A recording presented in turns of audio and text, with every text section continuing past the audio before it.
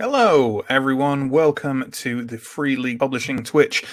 We are telling tales, and we're going to be running some Symbaroum for you today. How exciting! Specifically, the story Fetters of Stone, and specifically also, it should be noted, we are running classic Symbaroum. Okay, we're running the kind of pre-published old version of Symbaroum. Not that it's terribly old. Rather than the new kickstarted D&D 5th edition version. Sorry if that's a horrifying disappointment to you, but we are where we are. So, welcome. If you don't know who we are, we have our own thing, our own Twitch. I won't promo it too much, but we have an ongoing Symbaroum campaign that we run. And this is going to be a kind of like a spin-off of that. You definitely don't need to have experienced it in any way to enjoy this. But there's going to be a few Easter eggs and ongoing characters and things like that. For those of you who have watched it, maybe you'll get a little kick out of that stuff happening. Before we go any further, and it suddenly occurs to me that when I was planning how we were going to kick this off at the beginning, I didn't even mention this. But hopefully he'll be all right with it. First thing I'm going to do is introduce Steve. He's our stream manager for these series. Hi, Steve. How you doing? Hi, Matt. I'm fine, thanks. Yeah. Excellent, okay. Excellent. Steve will be beavering away in the background, shuffling around cams, bringing up art, helping to moderate chat, all that kind of stuff. So if you see Steve pop up, don't panic. It's just that something's gone horribly, horribly wrong. And who could have any objection to that? So thank you, Steve. And yeah, let's get on with it. What we're going to do is we're going to introduce the players one by one. They're not going to talk too much about their characters, but I just want you to kind of meet them, and then we'll kick straight off. And yeah, it'll be fun. It'll be fun. So for any of you who are familiar with our ongoing series, there's a couple of our players who might be familiar to you, or at least I hope so. Otherwise, you definitely have some memory problems. First off, let's bring on Chris. Hi, Chris. Hello. How you doing there with your little friends? You've got a little friend on your shirt, a little friend on your table there. How are they? I'm more interested in them than you. They're all fine. I think everyone in the household is delighted that we just started role playing and the heavens absolutely opened and it's pouring down here.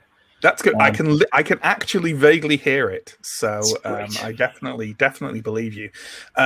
We've got another one of our regular weekly Symbaroum players on this. It's Sam. So let's say hello to Sam, who unlike Chris doesn't have any little friends on his shirt. Yeah, very disappointing. No, but I guess if we're very lucky, we might get a dog. Possible. I mean, he'd be very happy to come and sit on me, but he's also happy where he is. So we'll see. We'll see how it goes. Settled. Good. So also in this is one of the former players on our weekly Symbaroum show, and she's making a special comeback for this fortnightly series on Free League Publishing. It's Elle. It's Elle. Yes, Hello, it Elle. is. Hello. It's you. How are you doing? That it is. Yeah, I'm good. It's not raining here, but threatening to. So I might, and I also don't have little friends on my t-shirt, so I feel a bit let down. Well, I have little friends that I can bring in. That's all right. That'll do. I mean, we're all lagging behind Chris in every aspect of our lives. So, true. It is very true. I know very little about boats. Yeah, and Chris knows a lot about boats. Everything. So, he's ahead of the curve. So the next person we'll bring on is actually the individual who's the stream manager for our regular weekly Symbaroum show, and that is John. Good Lord, John is here playing Symbaroum instead of watching it be played for 2 hours a week. I've emerged from behind the curtain, and I'm not sure how I feel about it yet. Yes. I'm excited. So, and are you looking forward to this, John? Dreading it? I'm looking forward to it, yeah. Good. I've just noticed that John's screen name is John Aaron. Oh my God. Already the that- Game of that Thrones bodes references start. There we go. That one was unintentional. Yeah, I mean, it would be kind of disappointing if we introduced you as a player, John. You were like, I'm really not looking forward to this. Yeah. So I am grateful that you didn't say that. So there we go. And then finally, we've got a new player. Any regular viewers of ours won't be familiar with Alex, who is new. Hello. Hi, Alex. How you doing? I'm very irregular as a player, I guess. So that is pretty special. I mean, is it counted as very regular if you've never appeared before? Is that any kind of regularity? Negative regularity? I have appeared, just not necessarily here. Just not here. I definitely appear. I do appear, right? Who said that? Oh, okay. Oh god, here it goes. I'm going to have to resist making John Cena noises. So these are our players for the afternoon. We hope you love them. We certainly do. And what we're going to do now is we're going to shuffle most of them off screen as we start our story with just one of the characters present, and that character is Aaron, which is John's character. So please, Steve, if you could just keep John on the screen and we'll move everyone else. Lovely. John, we start your story. Why don't you start the story actually by just giving us a quick description of Aaron, and we can pop up some character art while we do that. Aaron is a quite tall and very young-looking young man in fancy armor, as you can see, and a bit of a poofy shirt. Currently unscarred by the horrors of Davokar, and strangely innocent looking to be wherever he currently is. Absolutely. Well, where he currently is in a somewhat hovel-like shared accommodation in Thistlehold. Essentially, the dark fancy equivalent of a YMCA, where he's paid a very small amount of coin in order to stay overnight in a long barracks-type room with a number of other individuals who've spent most of the evening snoring and stinking and generally not being very good roommates. The room has absolutely no windows and no natural light in it. So you manage to rouse yourself with the distant sound of cocks crowing, drag yourself out of your slumber and out of your bed and start preparing yourself for today. You have been told to go meet your new handler at Mother Mahira's agency, the treasure hunting and fortune gathering guild of Thistlehold. You've signed up with them because, and I think you'd agree with me on this, you don't have very much money. No, but I do have a cat screaming from the background. Well, that will just be a regular feature of the stream, I feel. It's someone in the bunkhouse brought someone in the bunkhouse has brought along a cat, absolutely. So why don't you describe to us, how do you get prepared and leave? I strap on my incredibly old and well-worn boots, bundle myself into my armor as best I can, as it should normally be done by a squire, probably, but I have never had one of those, and probably never will. And straighten a fancy cravat that I have just for a little bit of fanciness.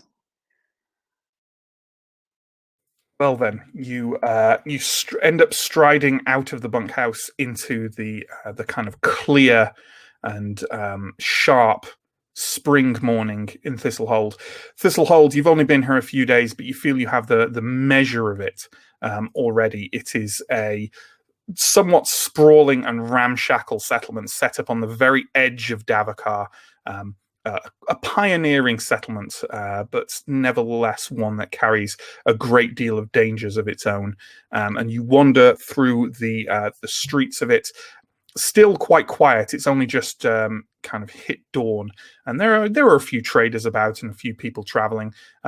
But the main kind of sensation you get is one of a city slowly waking itself as the beacon, the huge raised tower with the pillar of flame on top of it that kind of marks out the edge of Ambrian civilization, carries on roaring as it has done all night and all day and for as many years as you can imagine. I believe we have a little image of someone wandering through Thistlehold. If we can pop that up, please, Steve, that would be good. So you, as you wander through these streets, you find yourself quite quickly in the Antique Plaza. It's a large open square where frequently traders set up to buy and sell artifacts that have been brought out of Davokar. People roam it and buy little trinkets or occasionally very large, expensive items, weapons and armor and tools of all kinds. Mother Mahira's agency is on the south side of this Antique Plaza. You've emerged on the north and you have to kind of make your way across it between, as I say, it's quiet streets, but even at this hour, Antique Plaza is already setting it up and the cries of various vendors are starting to echo out over the space. I do not have money to waste on looking at the traders, even if I saw something I wanted, so I will move through the crowd and head to where I'm supposed to be. Absolutely. So as you're walking through the crowd, let's have our first roll of the game. How very exciting. Let's have a vigilant roll, please. No modifiers on it. What is Aaron's vigilant? 5, because it is definitely the dump stat. Definitely your dump stats, so that's good stuff. Can I get to my dice tray, please? I don't see why he should allow this. Unsurprisingly, that is a fail. That is a fail. Okay, well, in that case, then, John, why don't you give me a defense roll? And it's going to be a defense roll. There's no modifier to it. Their attack is 10, so there's no modifiers. Okay, I'm going to say, as I was unprepared for it, I don't have my parrying dagger out, so I will go for the lower defense. Perfectly reasonable. I succeed. Okay. You feel for a moment as though someone has shoved you, and then there's a clattering sound, and you look down and see a weighted throwing dagger kind of scattering along the ground of Antique Plaza, which fortunately your laminated armor has deflected. Can I try and see where it came from? Oh, you absolutely can. And it doesn't take you much to realize as you turn around and see a man quite swiftly dashing towards you with a sword drawn. You have not seen them before in your life. Maybe they're a simple thief on the streets of Thistlehold, but even Thistlehold doesn't tend to have people just randomly attacking strangers in the middle of a busy plaza, dawn or not. But they're coming for you, and they seem rather intent on dealing you considerable harm. Whatever their intention, I draw my sword and dagger, and I slip into a stance to face them. Okay, so Steve, could we have the initiative for Aaron and the Thug up on the screen, please? As mildly redundant as a double initiative, but at least we know who goes right first, right? Okay, so they're running towards you, and they're definitely going to be swiping at you with a sword. Do you want to try and get the first strike in? Yes. Yeah, sure. Obviously, you can do anything with your movement action you want as well if you want to do anything. But why don't we make an attack roll? And their defense is at a +4, so add a +4 to your attack stat, please, when you roll. Right. So I am aiming for. Hang on. If I'm aiming for 16 or under, and it's a +4, then I add +4 to my roll or to the. Yes. So no, you add +4. If you add +4, that would be a negative. If you get me. Yes. So I'm aiming for 20 or under. Yes, you're aiming for 20 or under on a d20. Still make the roll, because if you roll a 20, we're using the optional rolls for perfect hits and fumble defense. So it would be a fumbled attack. You'd still hit him, but he'd get a free attack on you. I roll a 15. Okay. He does not get a free attack on you. So in that case, you are, I believe, a sword saint, a duelist of a kind. You have a dueling blade and a parrying dagger. Can you give me a damage roll with your sword, please? Which I believe, because of your level of sword saint, you have kind of a 1d10. A 1d10 damage. Oh, and it was worth mentioning as well, of course, that you had a +1 to your attack roll from your precise on that sword. Yes. So Yes. That is 6 damage. That is 6 damage. They are wearing crow armor, i.e. armor that's kind of patched together from various slightly rusted bits of mail and plate, and it's quite cumbersome, but also not entirely awful at deflecting damage. You strike out towards him, and you feel the tip of your blade slice just under one of the straps holding on some plate, and you've gored a line through his shoulder muscle, which certainly isn't a lethal wound, but one that he is not going to forget in a hurry either. So, why don't you... are you doing anything with your movement action?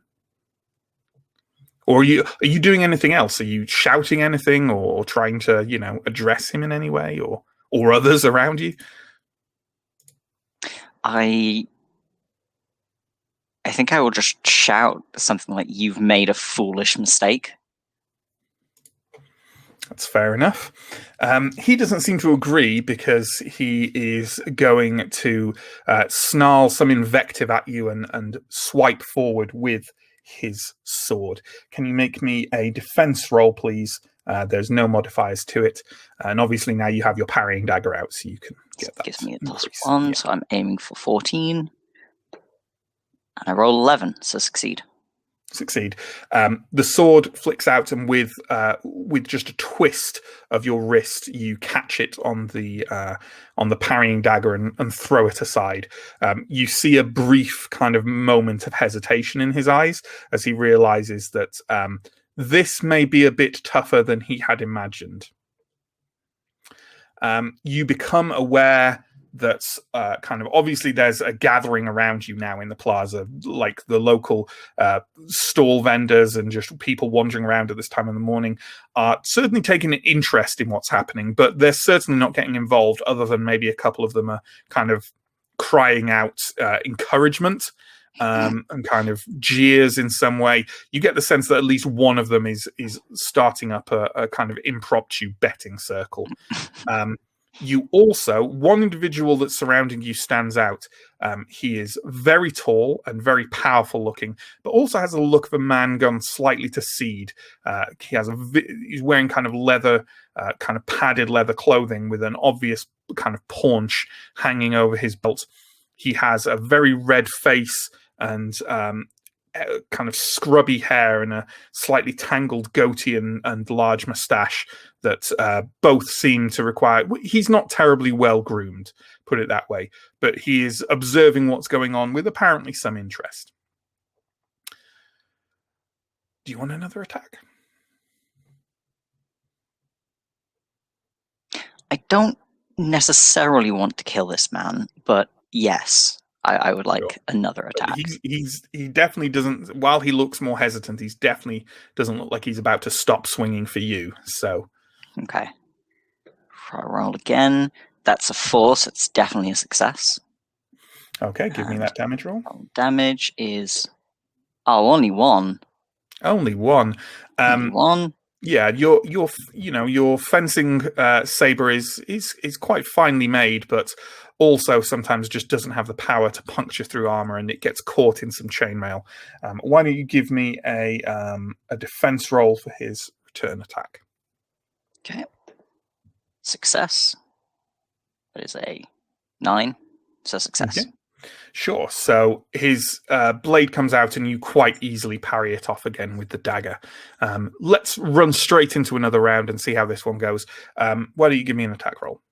Okay. I'm going to roll both of them together to save time.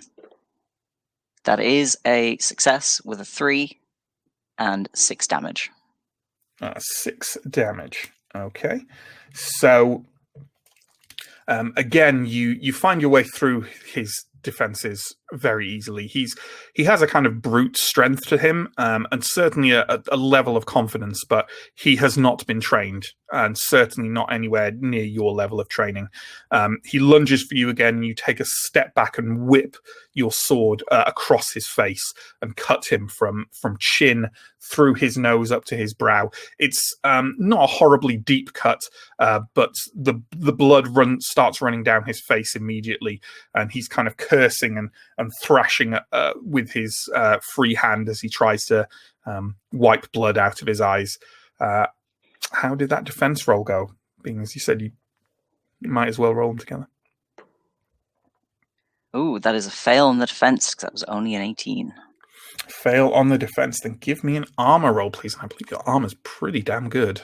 It is. It is a 1d8 plus 1 because I have man at arms lamellar and armor. reinforced. Well, laminate armor, which I think is an heirloom of yours, correct? Yes. And starting with it. Only one. No, Only 2 because it's plus 1. 2 for the plus 1. Clearly enraging him with the blow to his face. Somehow, this is obviously what he where his advantage lies in combat, in his strength and his rage. He thrashes out with his sword, and you go to parry a far more coherent blow, but that's not the one you receive. And with a heavy crash, his sword hits your laminate armor on your arm. It doesn't cut through it, but you can feel already that that's a bruised bone. You've had more than a few of those when sparring. Take 2 toughness, please. Okay.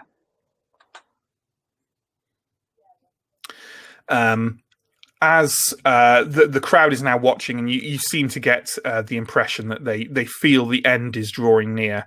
The large man who you noted bellows out in kind of a rough but very distance-carrying voice, shouts, "Go on.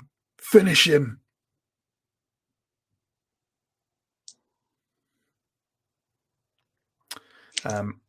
You get the impression the man is enraged, but you think perhaps you could kind of... He obviously realizes he's outmatched. You think you could perhaps try and intimidate him to leave, perhaps. But I'll let you do that with like a free action, just like of shouting something at him, whatever, if you wanted, or you can press the attack. I'm going to try and intimidate him. Or you can do anything else. It's your role play. No, I think I want to avoid. Obviously, he's come up to me in the street, but I do want to avoid killing if I can. I would say, drop your weapon and leave, and we can forget this happened. Okay. Well, 2 things then. First off, why don't you give me a persuasive roll? And that roll is going to be, I'd say, a -3, because this guy's not particularly amenable to discussion on these things. But also, let's bring on another character right now. Let's specifically bring on Alex, who is playing Vardamar. And can we have our nameplates on, please, Steve? Thank you. So, Vardamar, you are also someone who's been summoned to Mother Mahira's agency this morning to meet your handler for the first time. You're striding through the streets of Thistlehold and the Antique Plaza from where you're staying, and ahead of you in the Antique Plaza is, unusually for this time of morning, not that it's not usually a bit noisy, but clearly there's something going on. You can hear enthused cries and jeers and the vague occasional sound of metal on metal. So, is this clearly a fight to me? I think you can, put 2 and 2 together. Maybe you don't know how serious it is, but yeah. Yeah, I think definitely Thistlehold is a lot coming from the barbarian lands, so just having this crush of people there, but a fight Vardamar understands pretty well. So yeah I think I'm going to head over and investigate. And just also keep an eye on if anybody else is watching or if there's any other assailants who might be, ready to prey on anyone who gets too close. Absolutely. So, also, as you join this throng, why don't you give us a description of Vardamar? And while you do so, Steve can pop up the character art, which I didn't mention earlier, but is by John. All the character art is by John. Vardamar is he's tall, gaunt, very messy hair, the classic barbarian clothes of just bones and hide carrying there. He clutches his staff and he has one of those 1,000-yard stares all the time. When he's talking to someone, it's like he's looking through them. When he's looking around, it's like he's seeing something very far off and is very intent on it. So he just has those very haunted eyes and that gaunt expression on his face. Every inch the mystic from the barbarian lands. Lovely. So as you join this throng, lots of the people surrounding this fight are very clearly kind of local merchants who are just run over from their stall, or people who are passing. You see a couple of people obviously kind of still drunk or hungover, like wandering the streets. The individual who stands out to you is the man I described, the one who shouted out to finish the thug. He is a mountain of a man going to seed, and he's right at the front and quite intent on what's going on. When you are past the name of the handler who would meet you, you were given the name Serex Atio, and you were also given a brief description by the individual who'd recommended you. The description matches this man to a T. So my handler is the one basically cheering on this fight onto the side there. Do I get a sense who he's wanting to win here? Who's he's cheerleading? He seems. You get a good look at the fight. There is an extremely Ambrian looking young man who's dressed in very expensive looking laminate armor, fighting. And maybe you've seen Ambrians fight in this style before, a kind of a long blade and a parrying dagger. He seems to know what he's doing as well. He seems to be cheering on him rather than the somewhat shabbier, disheveled looking thug. Okay. I'm going to try and take a position behind the thug. I don't think I'm going to act yet if it looks like the Ambrian has this in hand. But I'm going to, if things take a turn or if I so decide, I think I'm going to just get ready to bend will if needed here. Absolutely. So, John, how did that persuasive roll go? On a target of 8, I rolled 16, so it did not go well. So no. In that case, I don't think we need the initiative back up. We'll just remember that Aaron goes first. Why do you make? He clearly is not going to stop and is going to come for you again. Are you going to attack? Yes. Okay, then give me a roll, please. Remember, we just need to check if it's 20, right? It's 15, and that is 9 damage. 9 damage, yeah. So you shout out, what was your exact phrasing again? How did you say it to him? Something like drop your weapons and leave here, and we can forget it happened. Sure. His only response, he's clearly enraged, and he barrels forth towards you, sword kind of overhead, inexpertly coming down. Your training kicks in at this point. Swing your foot back round to the left and thrust. You take him in the throat, and he gives an awful gurgling noise and topples to the cobbles. He twitches only for a couple of seconds before the blood pressure makes him pass out, and he's probably dead before a couple of heartbeats. The crowd erupts, mostly cheering, but with some of them kind of having lost some money on it. There is a single loud, thunderous clap from Serex Atio. Yeah, I take it there's no sign of guards. Or are there guards in the crowd cheering? Not yet. No, you can't see any guard. You're sure some of them will turn up, but... I wipe some of the blood off my blade to avoid rust and sheath it, and I suppose approach the big tall man with the loud clap. Mm-hmm. He takes a stride forward and immediately kind of just slams one huge hand on your shoulder and says, "You'd be Arendar." Aye. Use that blade well enough. Thank you. The name's Atio. Was I given a name of my handler? Or yeah, let's say you were given the name but not a description, which is why you didn't immediately recognize him. Right. Well, it's good to meet you, I suppose. Let's see if you're saying that when you're knee-deep in Davakar. He kind of turns around and looks around. Vardamar, is it safe to say you're hanging around? Yeah. And I think I'll take this moment to come forward a little bit and just sort of hold out a hand peaceably and look at Serex. Is this how all your recruiting drives go? The good ones. Vardamar? You have me at, I suppose, an advantage now, but I was given this description and this face, so you must be Serex. I am.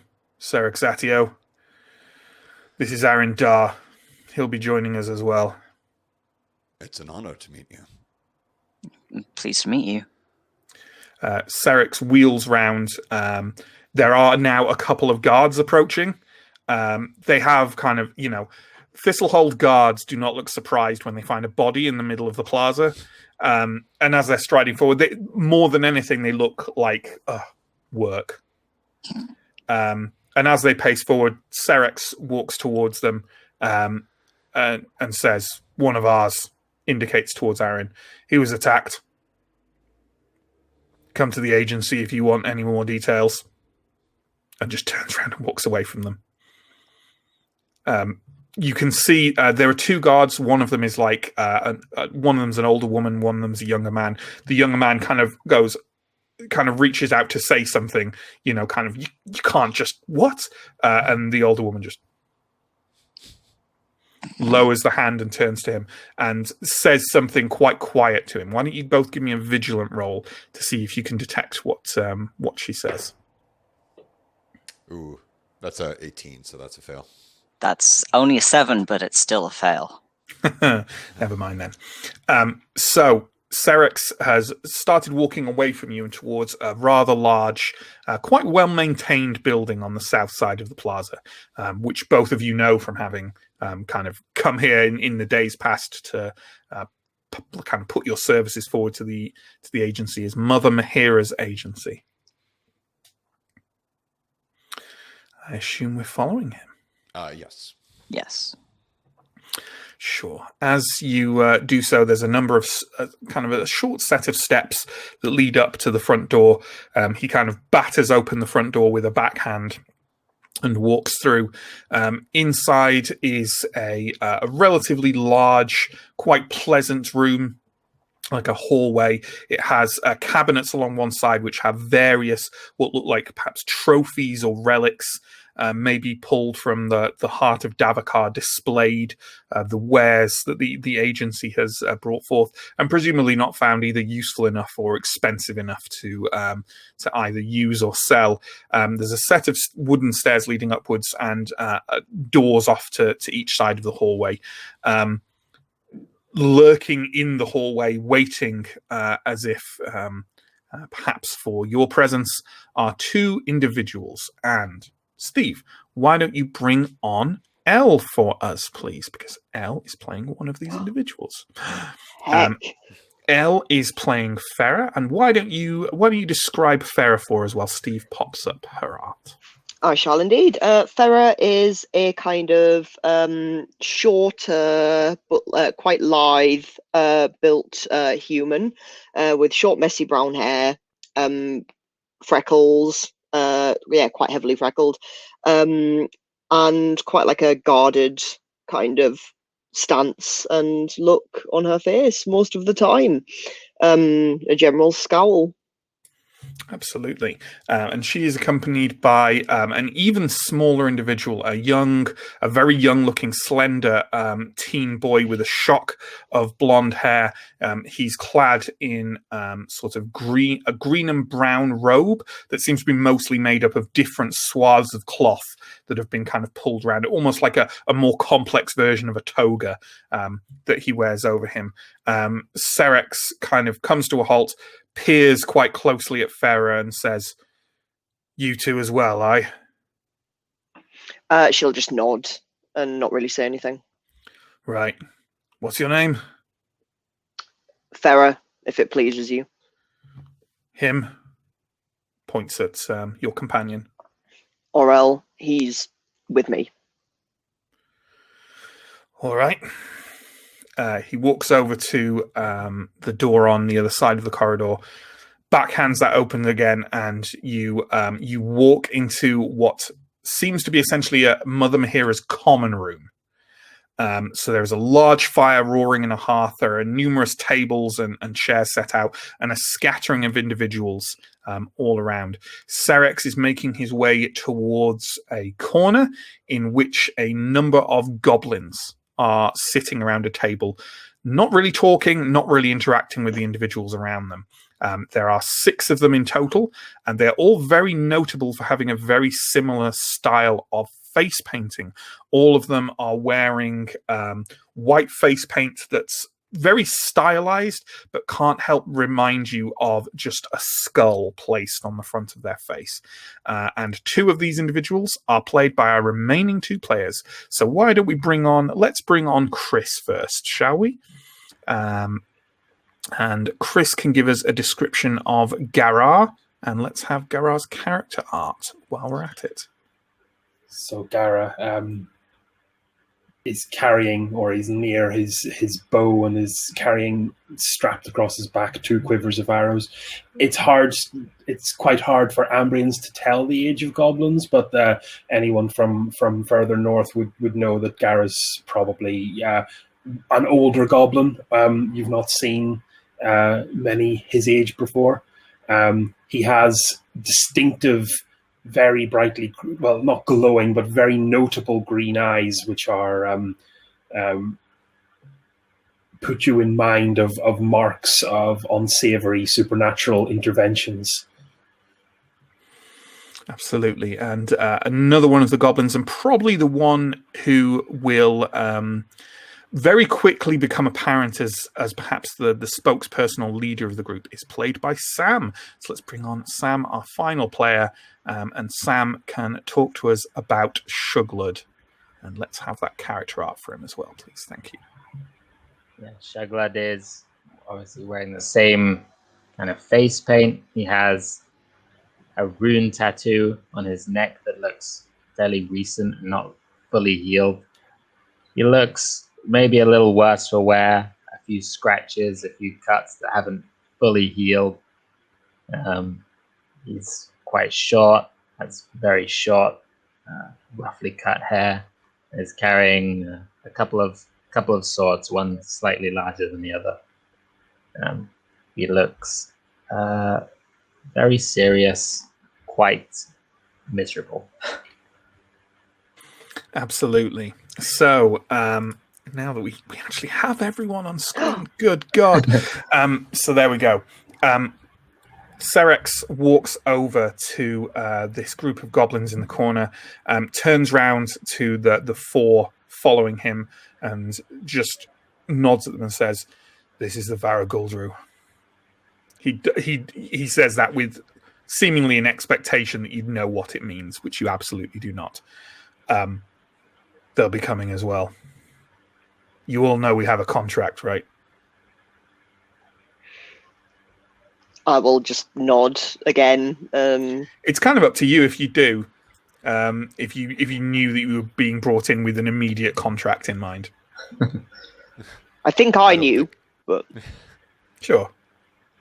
I don't think I did, but I'm gonna just take this as a hopeful sign. Sure. I probably didn't, but is no time like the present to start. Absolutely.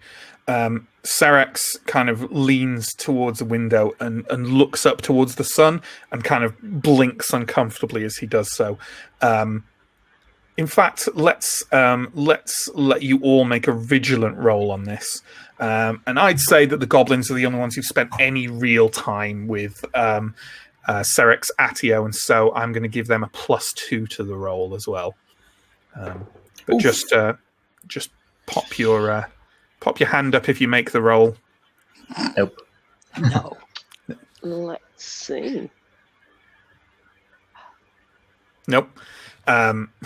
Vigilant, not this party's strong suit. That's good to know. So, but Vardamar succeeded. Vardamar, this individual has been drinking very heavily. I probably smelled that rather than saw it, but yeah. Sure. Okay. Yeah. Yeah, I'll keep just a step or two's pace away and avoid any sudden loud noises. Sure. He kind of mutters under his breath a few times and then leans back in and says, Noon should do. We'll have horses. Southgate. We're going west, and then we're going into the trees. What are we doing? There's only a few hours. Dart. I'll update you on the way. You'll all get paid. You'll all get your licenses paid for. Just be at the south gate with everything you might need. Obviously, that includes weapons. Why wait till noon? Because we don't all have a death wish, Goblin. We've been waiting here long enough. Then you can wait a few more hours, can't you? Right. I'm going to go take a bath. He strides off and out of the room. You can't help but notice that a number of the other individuals sat around these barracks are kind of looking at him and looking at you, kind of amused, but that amused expression on their face only really shows up after Serex leaves. I'm just going to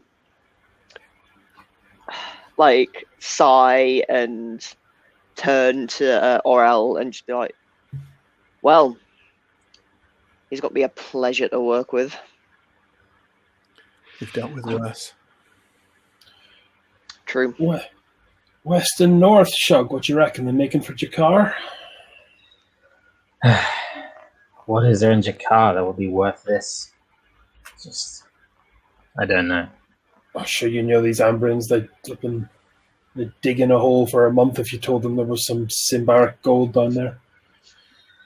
Yeah, bloody idiots. I guess we'll wait and see.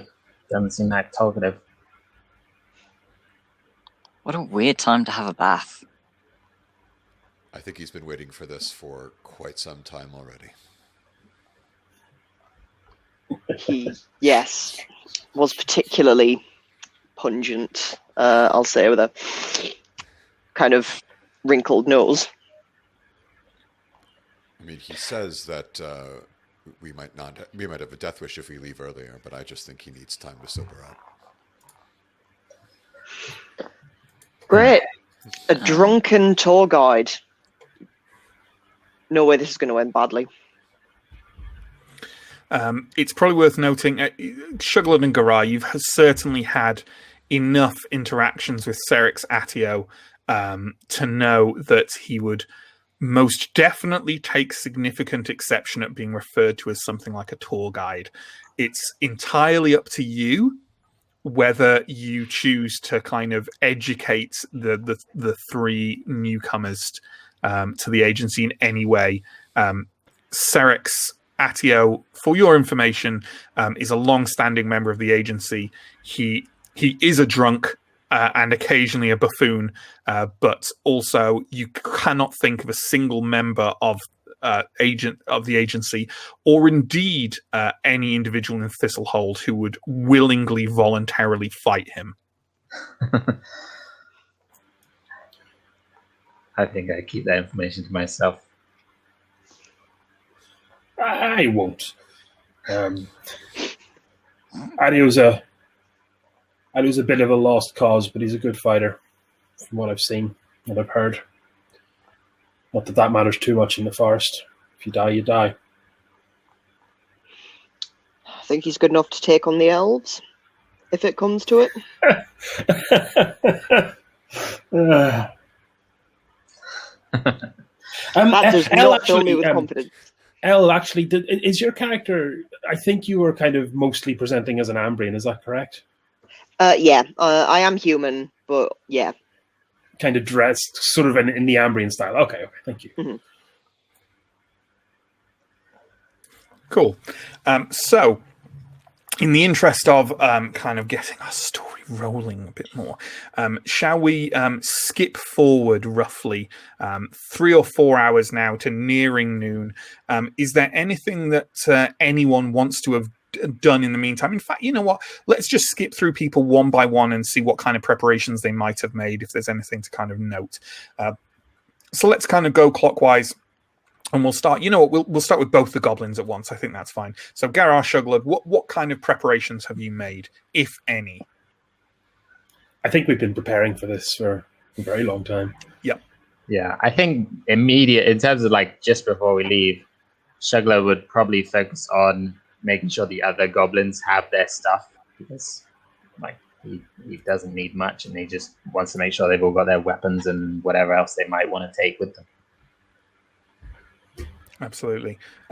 Other goblins, just for people's education, in case I refer to them later, by the way, the names of the other 4 Varagul who are going to accompany you on this contract are Alfbolg, Ull, Rosti, and Fosa. But no one needs to remember that. I'll remind you when they come up. Okay, so going around, what is Vardamar getting up to? Vardamar wants to do just some research into this part of the forest where they're going, if any could be found at the agency, using just throwing Lore Master at it and trying to find out what they can expect. Any obvious stuff that he wouldn't know, but is probably known to others. Absolutely. Well, I think certainly at the agency, there's probably a map at least, maybe on the wall, and you could have a little study of that and see. The goblins mentioned a place called Jakar as well, which you're certainly familiar with, being from the barbarian clans. And why don't you give me a cunning roll, and we'll see. And like, I'll give you some information anyway, but if you make the cunning roll, I'll give you a little extra. How about that? Fair enough. That is a 6, so that's a pass. Great. So the only clues you really have are northwest, and the goblins mentioned Jakar. You certainly know the town of Jakar. It's on the eastern shore of Lake Volgoma, which is kind of the very southwestern portion of Davakar. And if you're going northwest from here, there are only a certain number of places you can go in Davakar that at least you know of. And the main one will be the immediate environs of Lake Volgoma, which is a huge inland lake fed by several lakes that run through Davakar and from outside Davakar. It is generally considered, as Davakar goes, a safer part of Davakar than most. There are a couple of large settlements on it. Jakar, obviously, what is essentially the barbarian clan's spiritual capital of Karvosti, is not far from the lake. You would be surprised if you're going to Davakar to the northwest if it somehow didn't involve the lake. Okay. Anything notable about it in terms of hostile flora or fauna? Not really. Any part of Davakar has its dangers, Sure. But most of the area around this would be what's kind of referred to by scholars as light Davakar, as in, the area where you're taking a chance of coming across something hostile, not absolutely guaranteed to do so. And there's plenty of travel around there. There's even some relatively well-frequented roads that people use, that merchants and travelers and pilgrims of various kinds use. So as Davakar goes, it's about as safe as it gets. Okay. I'll probably just take some notes of the region and some rough sketches of the maps just to make sure I have my bearings. Absolutely. So Elle, how about Farah and Aurel? What are you two doing to prepare? So I believe I will spend part of the day just sparring with Aurel, basically. Sparring with him in order to, more for him than me, because I know that I'm more physically capable than him. And then leaving him to study, I guess, because I know he likes to read up on all things mystical. Mm-hmm. And I'm just going to kind of not really do a whole lot. I like to think I'm relatively familiar with ready. With Davakar compared to our other party. You've spent a fair amount of time there. So. Going to make sure that I eat enough food and have a lovely time. Have a lovely morning. Have a lovely morning. Yeah, so you spar a bit with Aurel. As you say, you're a lot more of a capable warrior than he is, but if you're going back to Davakar, he could definitely use the practice. So, moving back round to John, what is Aaron Dar going to be doing? Aaron is going to be probably hitting the markets and getting any supplies he thinks he needs. Mm-hmm. unfortunately, he's not very bright and has never been in the forest before. So he's got his basic equipment because he's more or less only just come to Thistlehold. But in trying to think about what extra things he needs for the forest, maybe like what he's basically probably going to do is go up to a trustworthy looking merchant and ask, what do I need to take with me in order to survive in the forest? Well, let's roll to see how successful you are in picking said merchant. So why don't you give me a vigilant roll, and let's put it at -2. That's how I rate the average deceptive ability of Thistlehold merchants at. So I'm aiming for a 3 or under. Hey, this can only go well. I roll a 16. Yeah, no. So let's sort of work out how much you get roasted for, shall we? Oh no! So I'll just take a quick look at the equipment section. Unfortunately, I'll be clicking here. So I think there's, if I recall correctly, there's kind of a general price for like a field equipment for traveling. And that field equipment is listed at 5 shillings. Do you even have, how much money do you have? I have 5 thaler. Oh, then you certainly have 5 shillings. But I think, and you yourself said you're somewhat naive, I think you're going to get charged a thaler for this. Which, for anyone who doesn't know, is 10 shillings, so it's double the price of what it should have been. Bargain. Oof. The opposite of a bargain. I think I'm going to try and swing him around to also including some kind of carrots for the horse, and I'm going to think I got a really good bargain. Absolutely. Sure. Yeah, he will gladly yeah, you can have some carrots. Just put a couple of carrots in a bag for you. There you go. So there we go. But you can, on the plus side, you can list field equipment under your stuff now. So there we go. Fantastic. Is anyone else going to do any kind of similar gathering of stuff like that, or are we just going as is? Just going. I have 0 money, so I cannot gather anything. That's fine. Okay, then shall we move straight to the south gate of Thistlehold at noon? I believe we have a lovely image of this from the always excellent Symbaroum artist, Martin Grip, who's so bloody good. So there we go. There's the south gate of Thistlehold. You can see Davakar in the distance there and the beacon always lit in the background. Serix is already at the gate, waiting alongside, I was going to say 6 horses, but I think we actually need 7, don't we? Oh no, we need way more for the Varaguldru as well. Oh my word, 7, 8, 9, 10, 11 horses. We need 11 horses, which are all lined up just outside the south gate. He looks definitely cleaner and more groomed than he was, and has a fairly large pack slung across the lead horse, which is definitely larger than the other horses.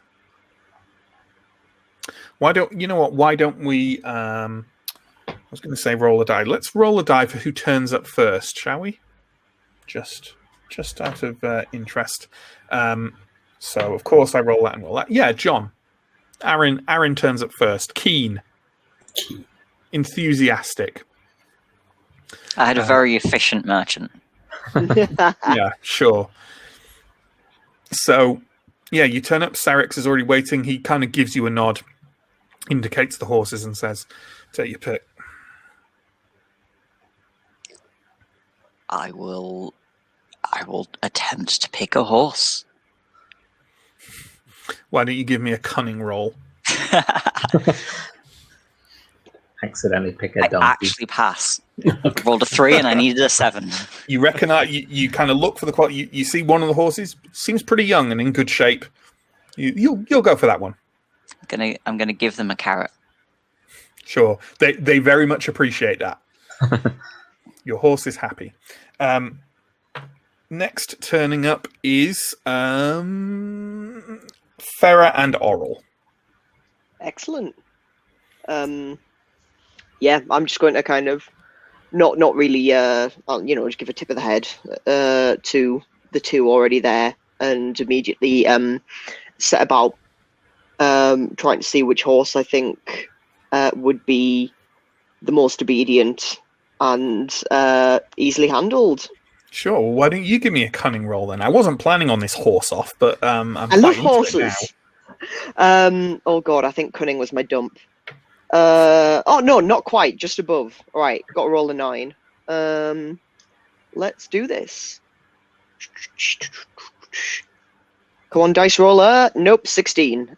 I Okay. am bad at horses. In that case, let's say you pick a particularly bad-tempered horse, and as soon as you mount it, it's already kind of like vaguely snapping at your heels, and you manage to kind of wrestle the head of it around a bit, but you can already tell that this horse is going to be trouble. Next arriving, we have the... No, that's wrong. Yes. Yes. Next arriving is Vardamar.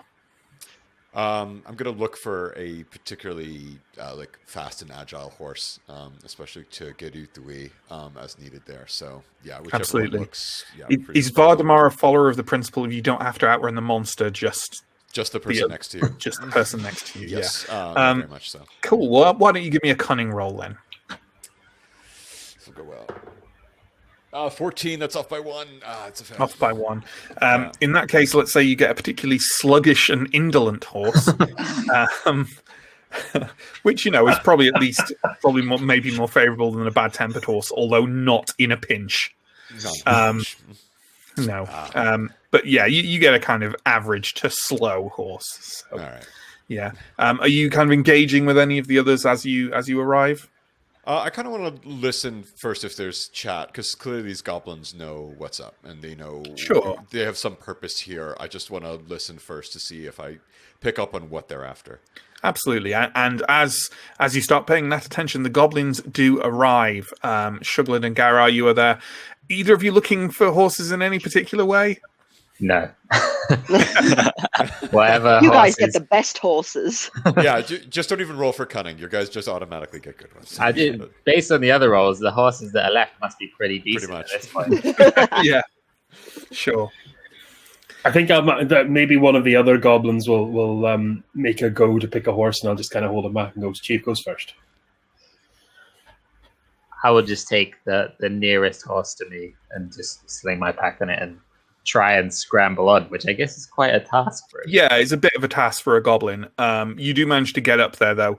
Although, you know what? Let's actually make a couple of rolls to see how well you mount the horses. I think you've mounted horses before, so I'll give you a +2 to it. But why don't both the goblins give me a quick roll at +2? Okay. And you get 12. Ooh, nice.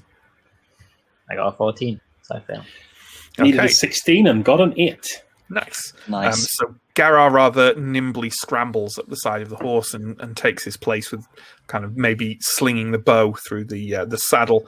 Shuglud, on the other hand, struggles.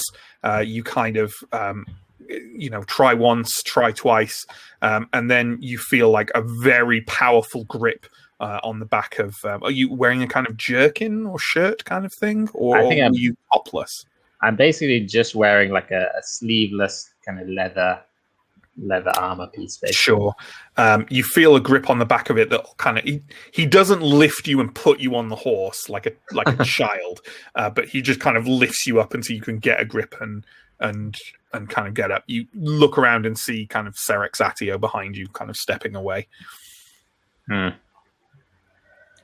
just give him a bit of a glare. He turns and walks to his horse, and the people on the way between you and his horse hear him mumble to himself, 6 ponies would have been cheaper.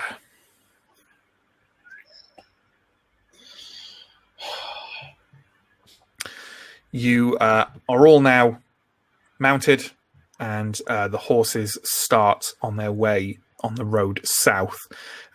As you do so, maybe do you think? I think maybe the goblins express some indication of wanting to get there as quickly as possible. If anyone breaks out into anything like a trot, Serex Attia will kind of hold his hand up and go, "Whoa, quiet! Come on, quiet! Start." I wasn't planning on Yeah. going fast. I didn't want to attract any unnecessary or unwanted attention to ourselves, which don't may think be my difficult horse- considering we're 11 people on horses. But Yeah, And I don't think my horse could do it even if I wanted it to. So, quite. As you start setting off, after a few minutes have passed, Serix kind of coughs, hacks, spits something atrocious into the grass on the side of the road, and sort of turns around and says, "All right, gather up. I'll tell you what the contract is, or what I know anyway." As the horses pace together, he says, "Okay, we're taking the road south and then west to Karun. All of you know Karun as a town on the edge of the river Eblis, which runs north into Lake Volgoma. Then we cross over. There's a caravan waiting for us on the other side. Some rich idiot wants to take us to a ruin on the west side of Lake Volgoma. They want protection and they want labor. That's what we're there for." Merchant or a noble? As noble as it gets. They're a Kohinoor. The Kohinoors are the royal family of Ambria.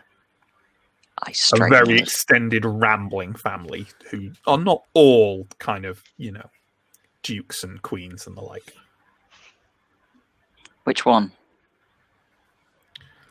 Oh, Pria's teeth. He reaches into a pocket and withdraws kind of a scrap of paper, which has obviously been like ill-treated over the last few days, and says, "Mariol." Does the name ring a bell to me in any way? Why don't you give me a cunning roll? That she's quite an obscure member of the family, so why don't you take a -2 from it as well? I wouldn't get any bonuses for. I know it's not strictly how it works, but my contacts in the You noble do houses. have noble contacts, don't you? Yeah. Well, you know what then? I'll give you how does it usually work with the contacts? It's just a So it's normally I can roll against persuasive to call to mind a contact that should be able to help with a specific question. So this Sure. isn't strictly how it applies, but What's your persuasive stat? 11. Okay, so I'll give you a +1 from that persuasive for contacts. Okay. So it's actually just a -1 instead of a -2. How about that? Yeah, was it cunning? Sorry. Yeah, cunning. So I'm aiming for 6. Nah. Roll a 16. No, never heard of her. And I don't think with the best will in the world, I don't think any of the others of you have that much knowledge of Ambrian politics to recognize the name. How deep in the forest is it? A few days. We were hoping for further in, but Yes, well, I'm sure there'll be danger aplenty, don't you worry. Maybe one of you will finally get what they want. It's Zarek territory. They're pretty friendly. The local nobles there have some kind of ongoing agreement with them. So we probably don't need to worry about the clans. You ever heard of anything on the west side of Volgoma? The Zareks are entirely on the west side of Volgoma. Yeah, but I mean the ruins. Oh, sorry. Yeah, absolutely. Vardamar, actually, that's a good question. Alex, did you settle on a clan that Vardamar was from? I think the Godinia clan was the one that seemed most correct. Sure. Yeah. Whereabouts are they from in Davakar? Just if I don't know. Very if you know north. off your head. yeah, they're north. Oh, now you're going to make me look this up. I'll just They're literally one of the top 3 of the northmost tribes. Okay, fair enough. So you might not be that. Oh yeah, okay. Oh no, your territory isn't adjacent to the Zarex, but yeah, Sarex's description is pretty accurate. You probably consider the Zarex to be in I guess if we're using colonial language for this, pacified. Is that am I pretty dismissive of some pacified clans? That's up to you how you might feel about that. But yeah, they work very closely with the Ambrians and don't cause much trouble at all. So it's up to you how you feel about that. Okay, yeah, I think well, I personally am not sticking up my nose at them. I just consider them, having given away a bit of they sold out a little bit. In my view. So yeah, all right. Yeah. So, are there any other kind of questions people are asking of Serex as he's delivering this rather ramshackle briefing to you? I don't think I have any. No. Is there an objective beyond just protection and labor that we're after here? If there is, I don't know it yet. I'm sure this Mariol Kohinoor will tell us when we reach their caravan. I know where the protection, but do they have any combat skills or knowledge? She shrugs. Okay, how much are we getting paid for this gig again? Depends on performance. All right. Well, let's not give them a reason to underpay then. It's a Kohinoor. We've got good relations with their house, and they'll want to keep that up. You'll get money. Don't worry about it. I will nod, but got no idea. Like I have no idea about any of the nobles, so I'm just like, yep, sure. Mm-hmm. I'm not walking away from this with empty pockets. I'll tell you that. Just so long Always as we good. can walk away. When you say labor, are we going to be digging or? He kind of shoots you a glance and says, "I'm sorry, Princeling. Are you worried you might crack a nail?" I didn't bring a shovel. Actually, let's have an interesting thing. You know what? I think the Lawmaster can have this as well. Arin and Vardamar, why don't you both give me cunning rolls? And I think I'll give Arin a +2 to it. Oh, finally. 12. Made it by 1. Nope. It's interesting that Serex Atio is so dismissive of what is evidently an Ambrian noble here. Serex Atio has a surname, Atio. That means he's a noble. Oh. Ambrians without surnames are not, Ambrians the only reason to have a surname if you're Ambrian is to denote your noble house. Otherwise, they don't have them. So, just interesting.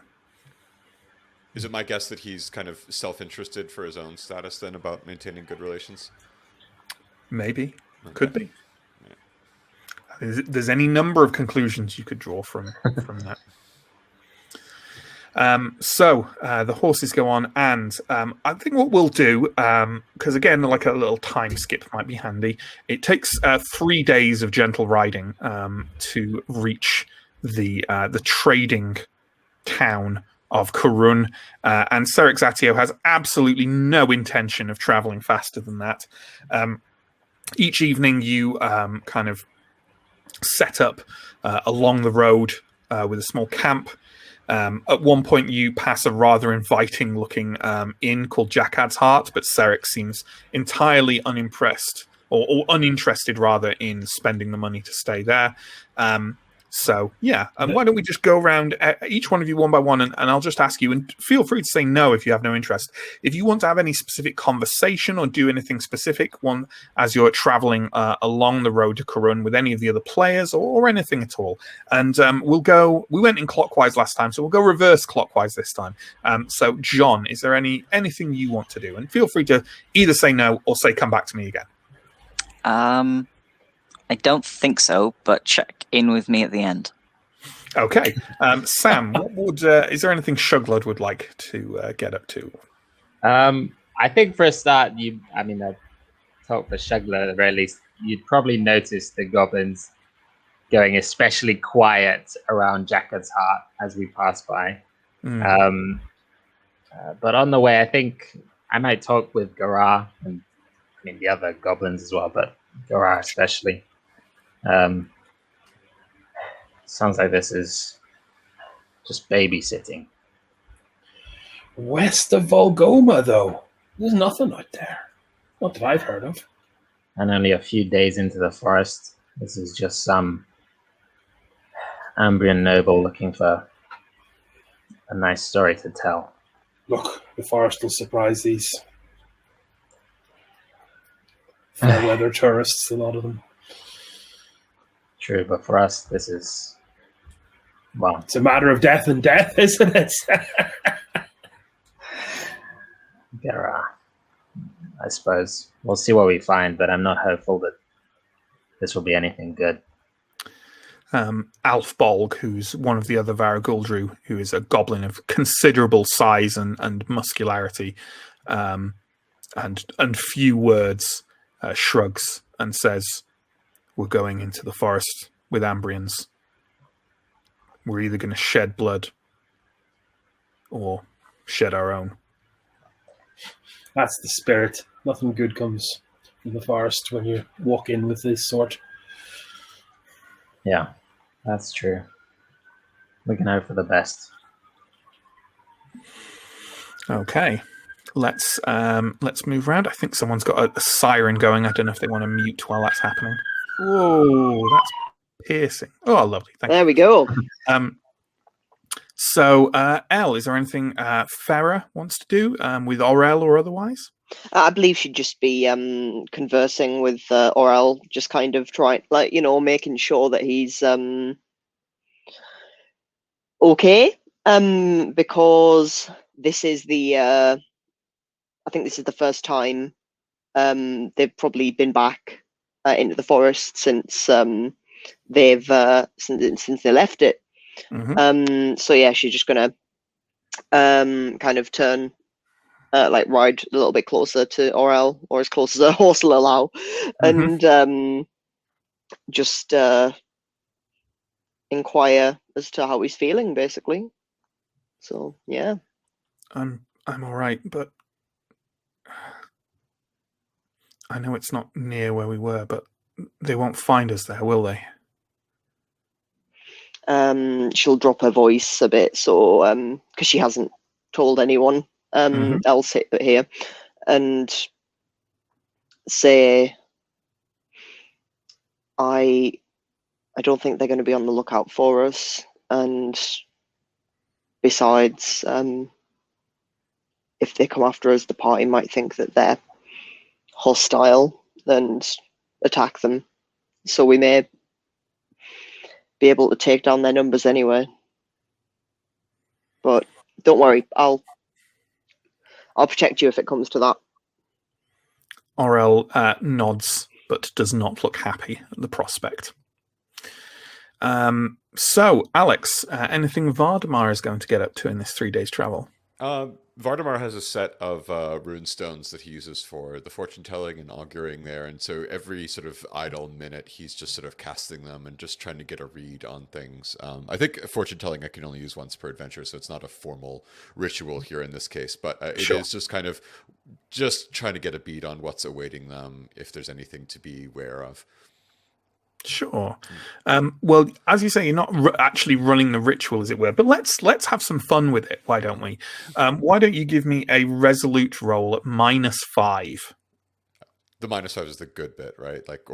No, -5 really is the bad bit. So you're reducing your attribute by 5 when you make the roll. Gotcha. That's the idea. I know it's confusing. But that's a 4, so I think we're okay. Okay. So you basically, it's not like when you cast your runes and get a kind of more full like impressions of the future, or at least images and sounds and smells that might be a warning or a promise to you or anything like that. But after you've kind of rolled your runes a couple of times on the travel, you have what sometimes you get dreams and you're not sure if they're connected to it or not. And at least twice during the 3 days travel, you wake up gasping for air.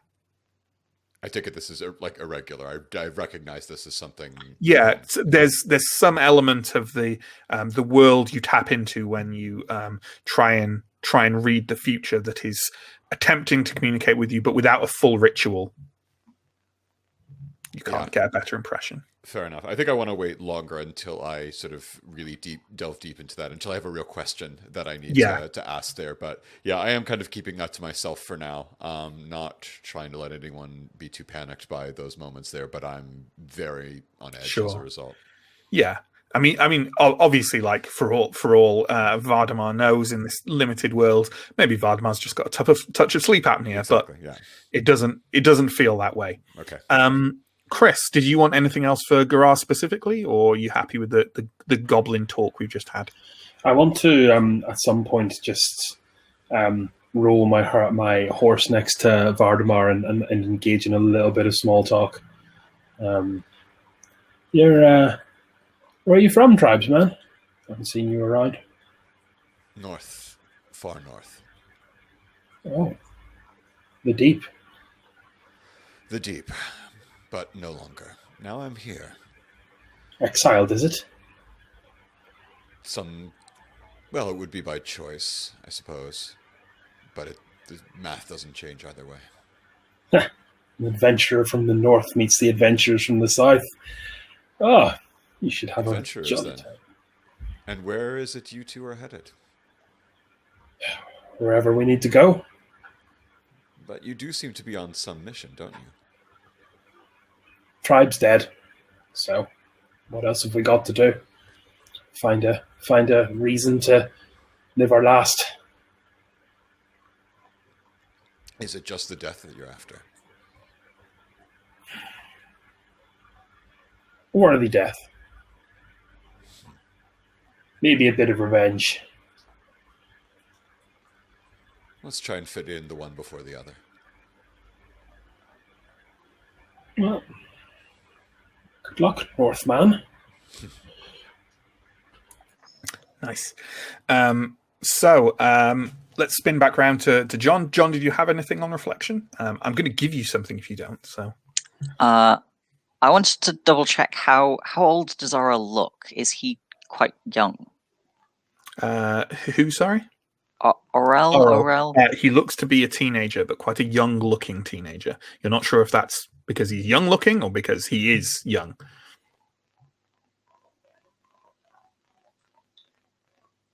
Okay, I think No, I don't have anything. Okay.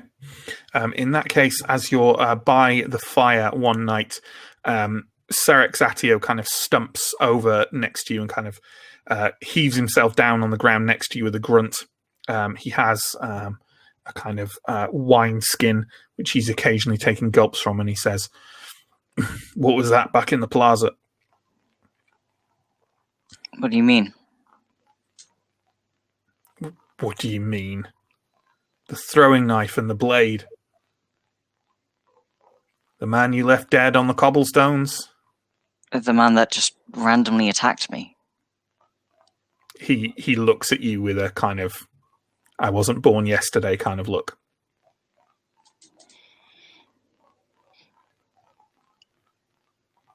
Look, I find violence wherever I go. Dars were almost all dead, weren't they? Not many of you left. There was one more, but she went into the forest and never came back. I think I heard about that years ago now. Yeah. Still got some enemies, maybe. He takes a swig. All right. I can tell I'm not welcome.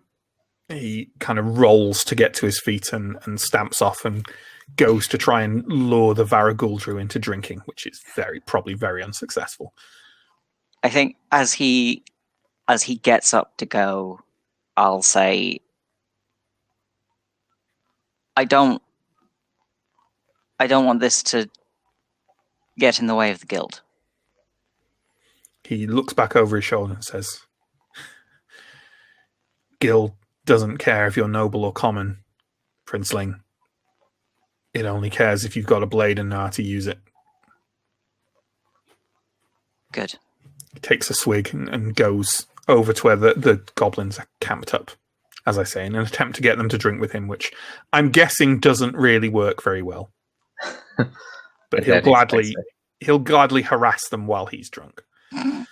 So, 3 days travel later, and you reach Karun. It is a thriving trading town on the River Eblis. It's thronged with merchants and craftspeople, and you kind of take your horses through it.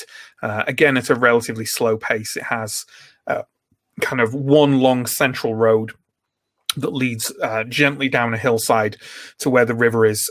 Even from the top of it, you can see sails and kind of boats and ships of all kinds traveling up and down the river with really some frequency.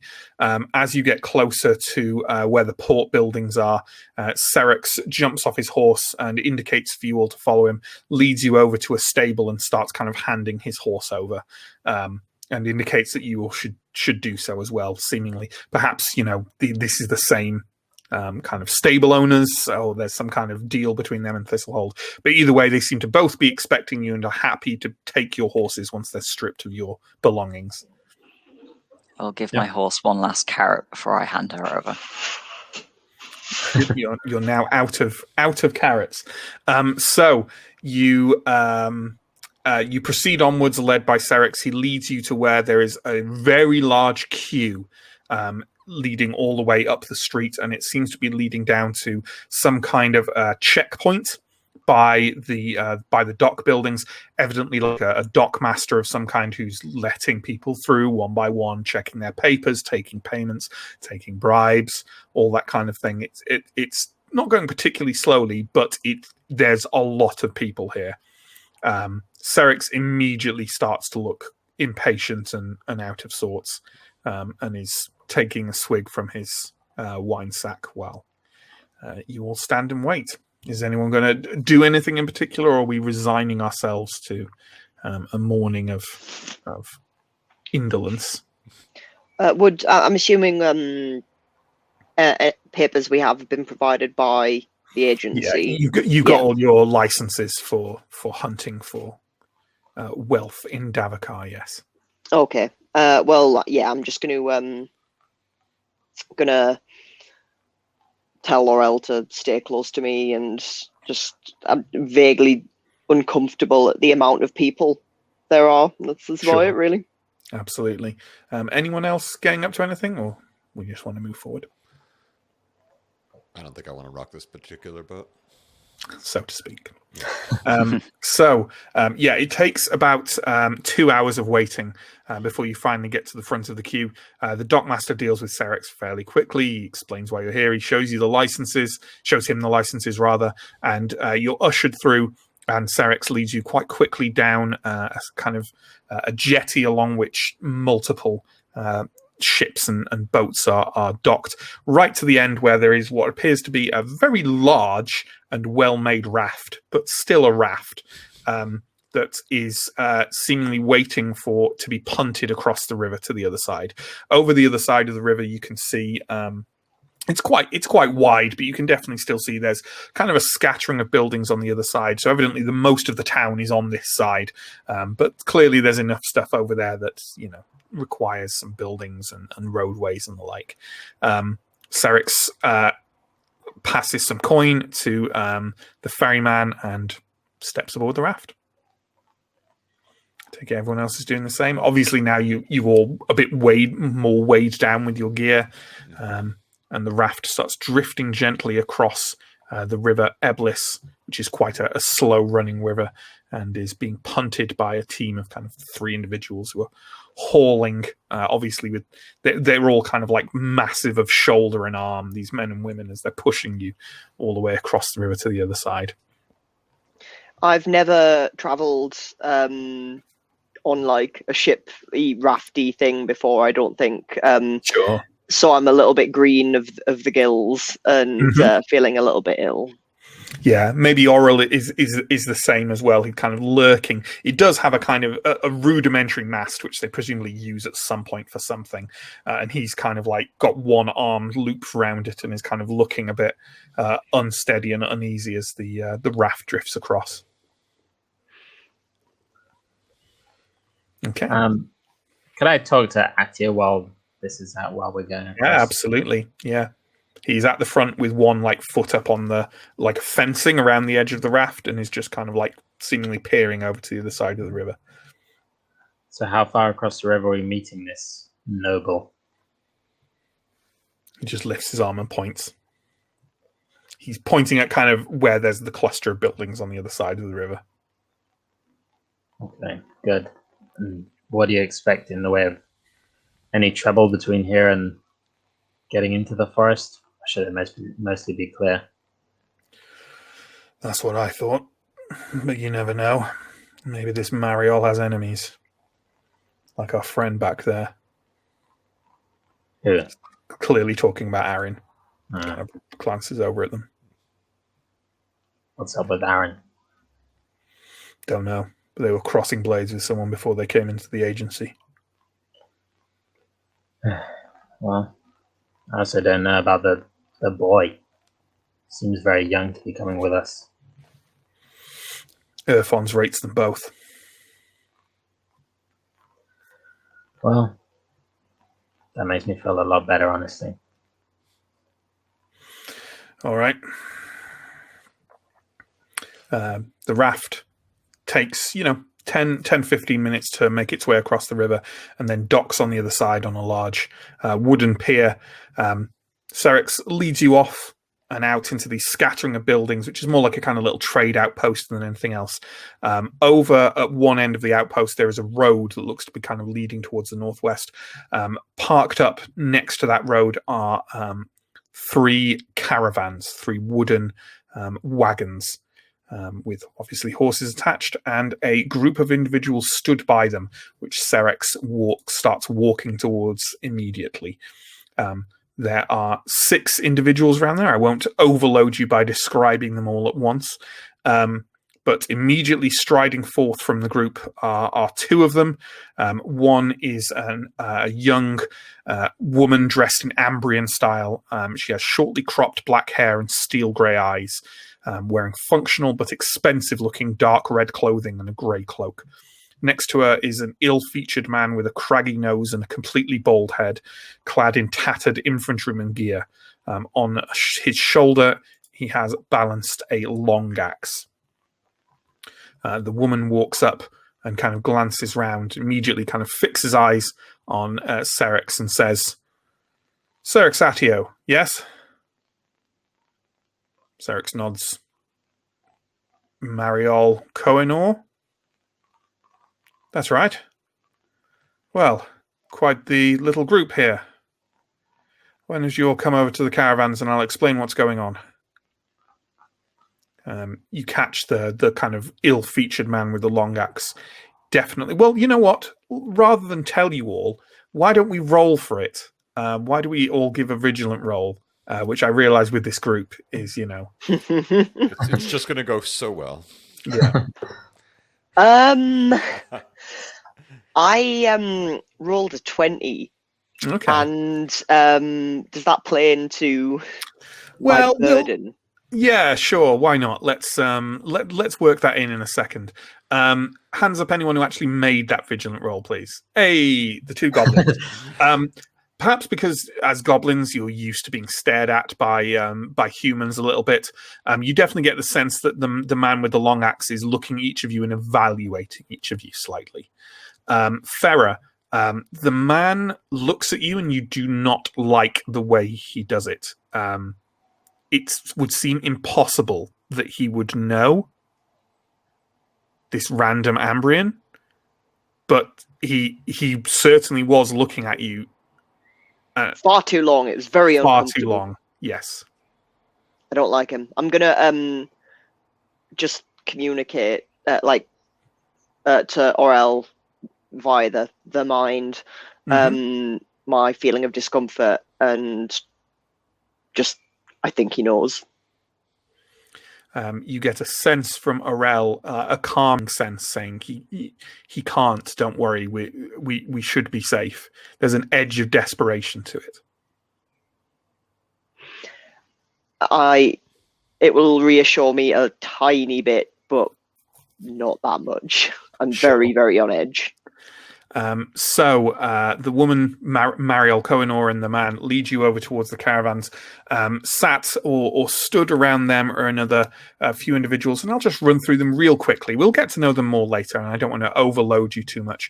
But around them, there is someone who appears to be a driver of the caravans, dressed in kind of traveling leathers and trail gear. She's a woman in her 30s with very tightly curled dark hair. There's an individual who's a pale man who's difficult to age, but perhaps in his 20s. He's bundled in a thick yellow robe and scarves, and is wearing a kind of deep hood. There's also a professional-seeming dwarf in tight grey clothing covered with well-made embroidered patterns. He has a closely cropped reddish-brown beard and neatly groomed shoulder-length hair. It's worth noting that for probably a great many of you, especially those of you who've come from further north in some way, this may well be the first dwarf you've ever seen. But I think we'll safely say that everyone's at least heard of dwarves, as rare as they are within Ambria. And finally, an individual, a woman in early middle age. She has long greying brown hair, and she's dressed in loose and flowing soft cottons and silks. One side of her head is shaved, and there are 3 different lines of coloured paint applied to the stubbled skin over her ear, like kind of, straight lines. The different colours are orange, brown, and green. And given that you made the roll earlier, Vardamar, I don't think we need to make you make a roll for it again. She's almost undoubtedly of the Zarek clan. The Zarek clan frequently wear orange, blues, and greens in paints and kind of trinkets and ornaments and clothing and stuff like that. Does she clock me as well as being all barbarian-y? Do I notice at all? Well, why don't you give me a vigilant roll? Again, they go so well. That is a 3 though, so that's the first one I've passed, I think. Yeah, she kind of eyes as all these mostly Ambrians and goblins and the like walk up and some greetings are shared out. She kind of locks eyes with you briefly and gives you a short nod. Yeah, I'm gonna return the favor. Is it beyond the pale to ask if I can either clock this interaction or clock that she is Zarek? No, I think that's fine. And you've spent some time on the edges of Davokar here in the south. Why don't you... I think it's fine to clock the interaction anyway. I don't want to make loads of rolls, but why don't you give me a cunning roll to see if you can make the Zarek link? Oh, very nice. 2. Yeah, you've met Zarek tribes members before, and you know you go, oh, like you just remember the colors. I remember now. They all wear these kind of designs or clothing in these colors. So in a very low voice to Shuglud, and in the goblin speech, I'll go, that's the emissary from Zarek. Makes sense. Seems like we're going to have a clear path. So Mariel walks over to the caravans, and she kind of clambers up onto the front, I want to say porch, is that what you refer to, the front section of one of the caravans, and turns around and says, all right, well, everyone's here now. Obviously, some of us have been here a while already, but the individuals who've just joined us are from Mother Mahira's agency. Welcome to our little expedition. We'll be going north into the fringes of Davokar along the shores of the lake. We'll be heading to a ruin which has not currently been explored to any great degree, and on behalf of my father and the House of Kohenor, we will be examining, recovering, exploring. We anticipate this to be a few days' travel into Davokar, as much time as it takes in there, and then travelling straight out again.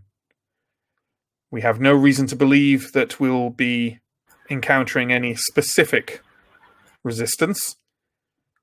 But I'm not naive. Davakar is Davakar. It is Zarek territory, and we have our guide here. She indicates the Zarek woman, Elmea.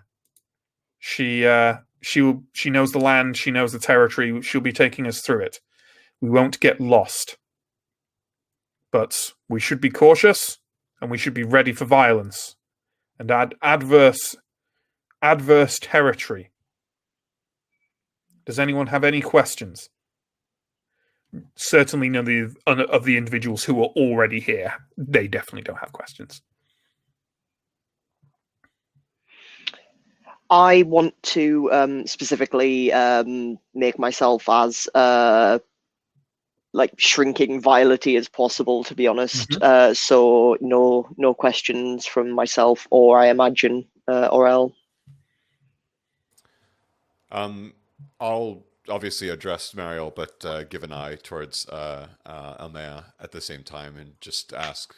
This is an awfully well provisioned group for just exploring. Do you have some particular objective in mind? There is a kind of brief moment of silence, and Mariel says, there are some specific assumptions we have made about the area we're going to. If we need to share those technicalities when we reach there, we will do. Do not worry, we will not be going anywhere ill-prepared. It is just, we are not even sure if the place we are going exists anymore. So, let's not get bogged down in the details before we're there. Can everyone make me a vigilant roll? Well, I can try. I can So many try, vigilant rolls. and I can fail. 18. I succeeded. You succeeded. I rolled a 2 against 5. Okay. Well, anyone who succeeded, you can see that as Mariel says that the place they're looking for may not exist anymore. The pale man in those thick yellow robe and scarves kind of shakes his head slightly with a sense of skepticism and perhaps offense at the notion that it might not exist anymore. Is that the guy with the long axe? Just to No. Sorry, yeah. I know I barraged you with NPCs in this one scene. Sorry, my bad.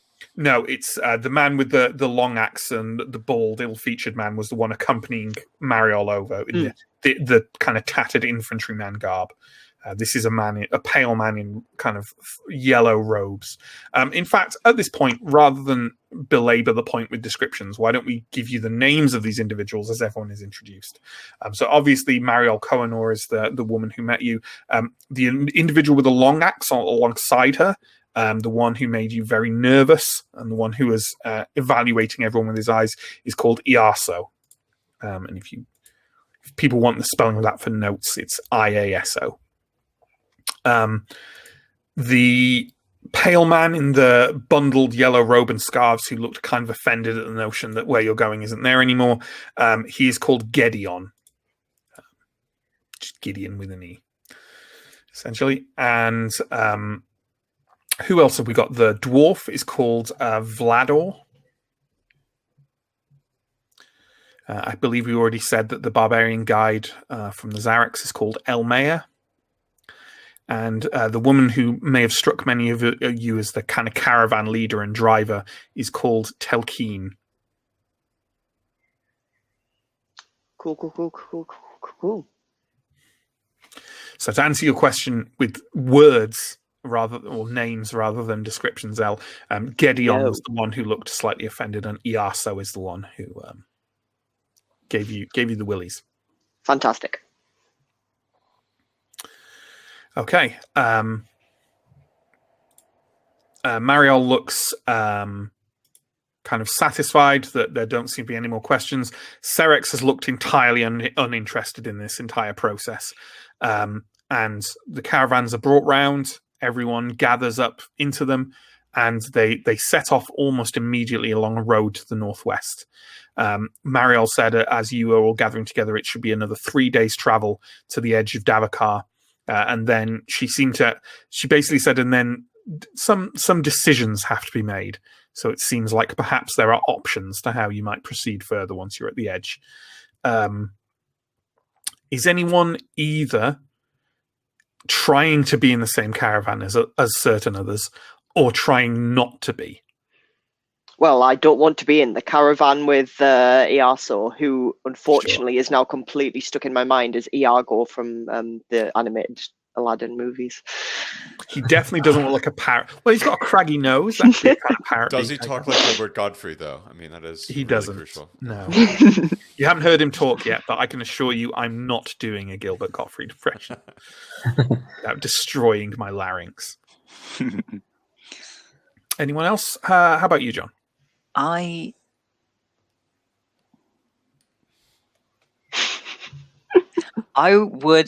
think I would like to try and be in the caravan with Mariel. Okay, sure. Yeah, I think that's perfectly reasonable. And like, you may, you know what? Actually, let's say you struggle a bit to get in it. Why don't you give me a cunning roll? Because obviously she's the leader of all this, and she perhaps wants her closer companions with her.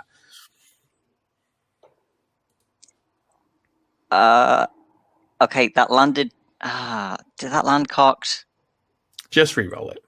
Yeah. Okay. 16. So no.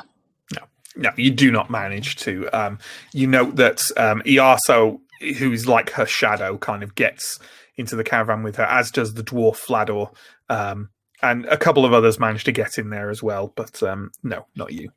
In that case, could I try and find Gideon? Yeah, sure. I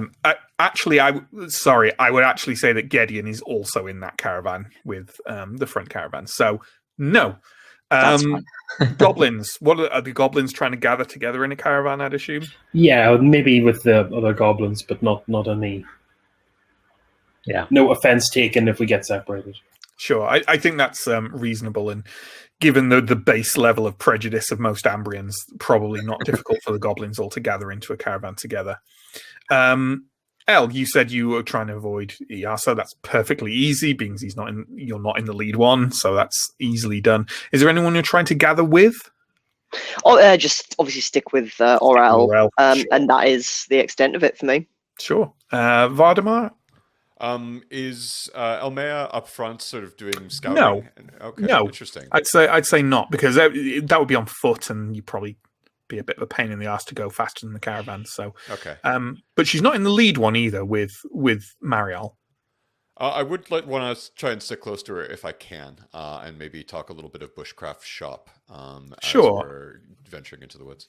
I think that's reasonable. And yeah, why not? Let's say that. So that front caravan is kind of sorted. The second caravan is, the most of your group, the kind of Ambrians of your group, and Elmea as well. Let's say that she's in there with you, and then the back caravan is kind of the goblin caravan, as it were. And Telkeen, the driver leader, is obviously driving the very front one. Yeah, so there you are. You know what? Elmea is driving the second one, so Okay. you can sit alongside her on that front, on the kind of front little seat if you want. Yeah, I'll join her alongside there. Sure.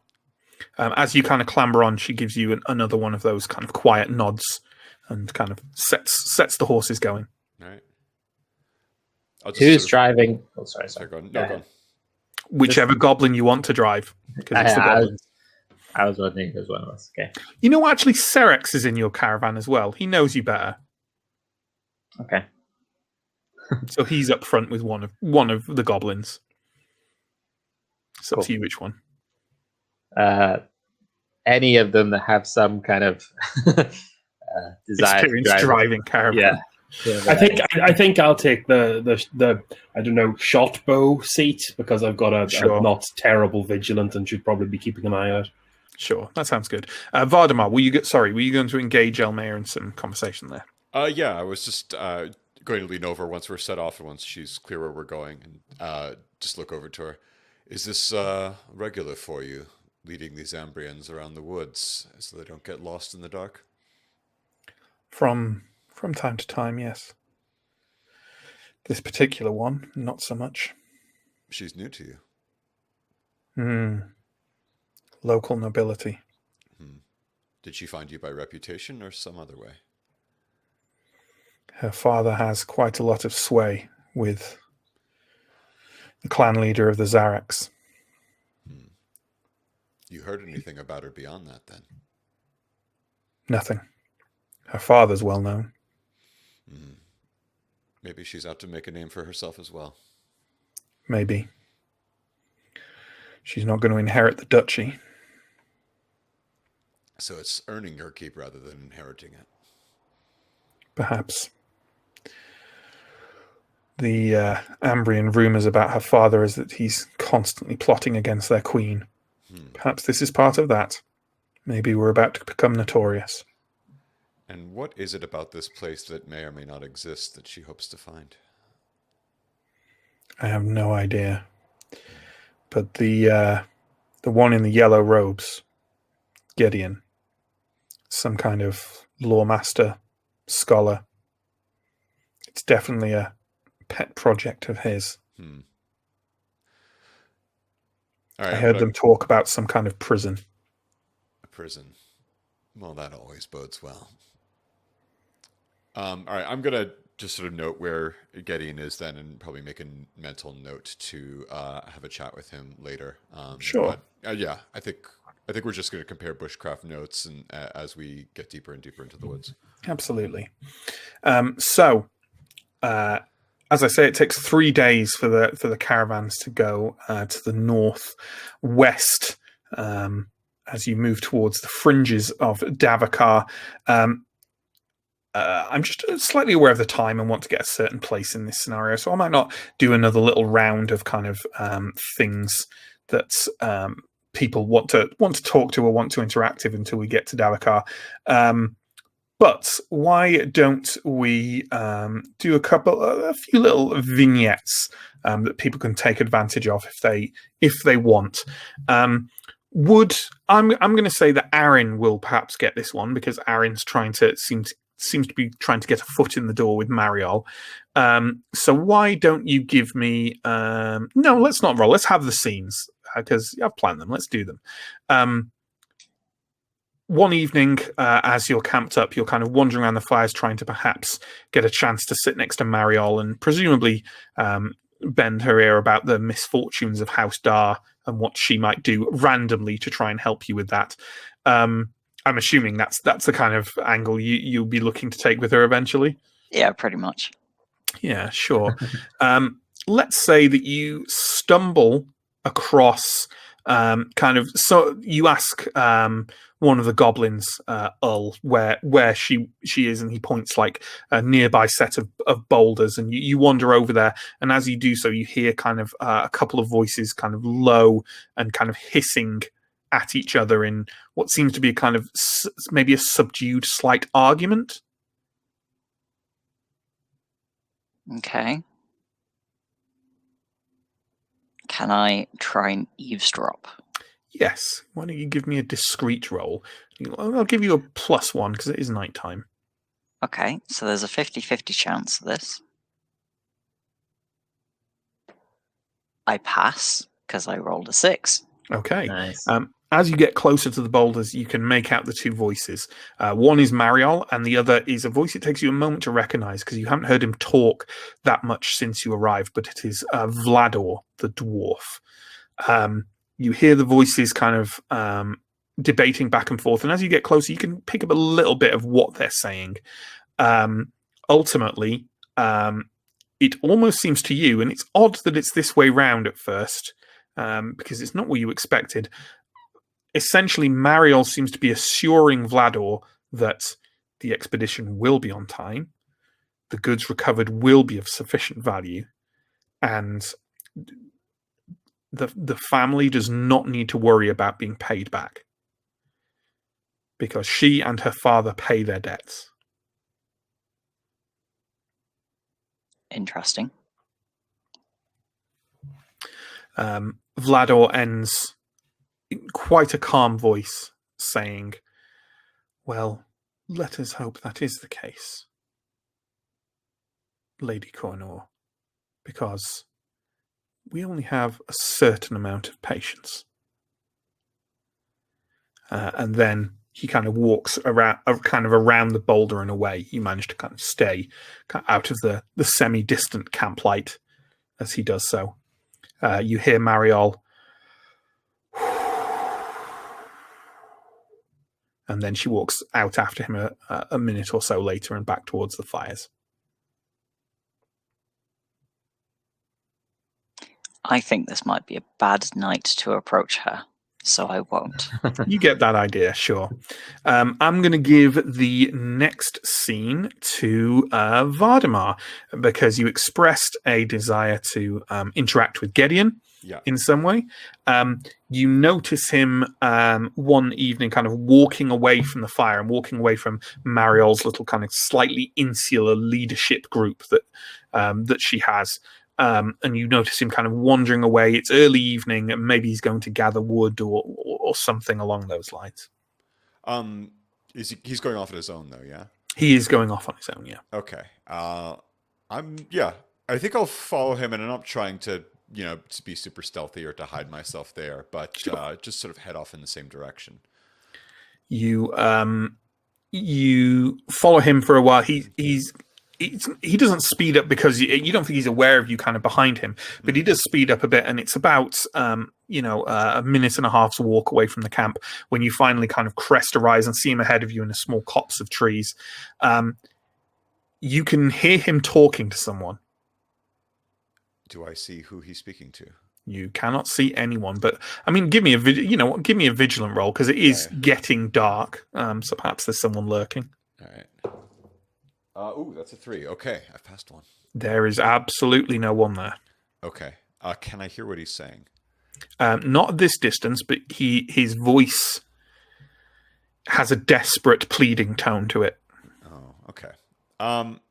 If you want to sneak up closer and get a better idea, it's definitely going to take a discreet roll. Yeah, I am going to try it, knowing I will likely fail it, but I am going to try. Sure. Yeah, that's a fail. 16. Okay. You kind of try and creep up closer to him and pick up on what he's saying. You just about hear his whispered, kind of a desperate whispered plea of kind of, please, I need more time. We're nearly there. We're so nearly. And he whips round and looks at you kind of walking towards him. And immediately he was almost kind of like his hands were clasped a bit together, and he was like hunched over as if in maybe pain or torment of some kind. And as soon as he whips around, he kind of straightens up again and kind of smooths over his robes. I'll sort of not try and continue to hide awkwardly, and I'll sort of hold my hand up to call attention and make my way up there. I thought you might be looking for firewood or provisions, but it seems you were having a chat of your own. I talk to myself. Long nights alone studying. He bends down and kind of picks up a piece of driftwood, because you're still quite close to the shore of the river. Yeah. And do I buy this at all? give me. I'm not sure you need a roll. Okay, fair. No. You did seem to be in quite desperate straits. Speaking to yourself, there is everything all right? He kind of meets your eyes quite levelly for a while, and just enough time to be slightly uncomfortable, and says, Everything's fine. He gathers up another couple of bits of driftwood and starts striding back towards the camp. I think I'm gonna let him go and not, hustle after him, but just sort of as he passes there.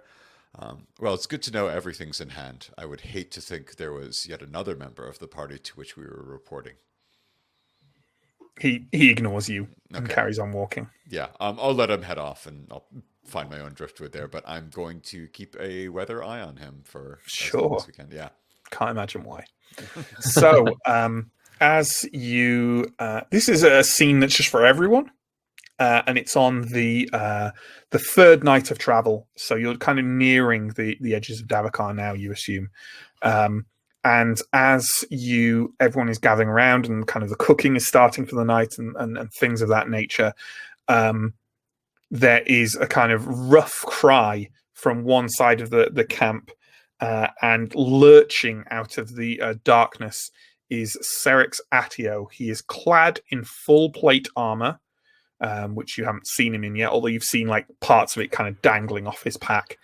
And he is roaring and drunk, and currently demanding that someone wrestle him.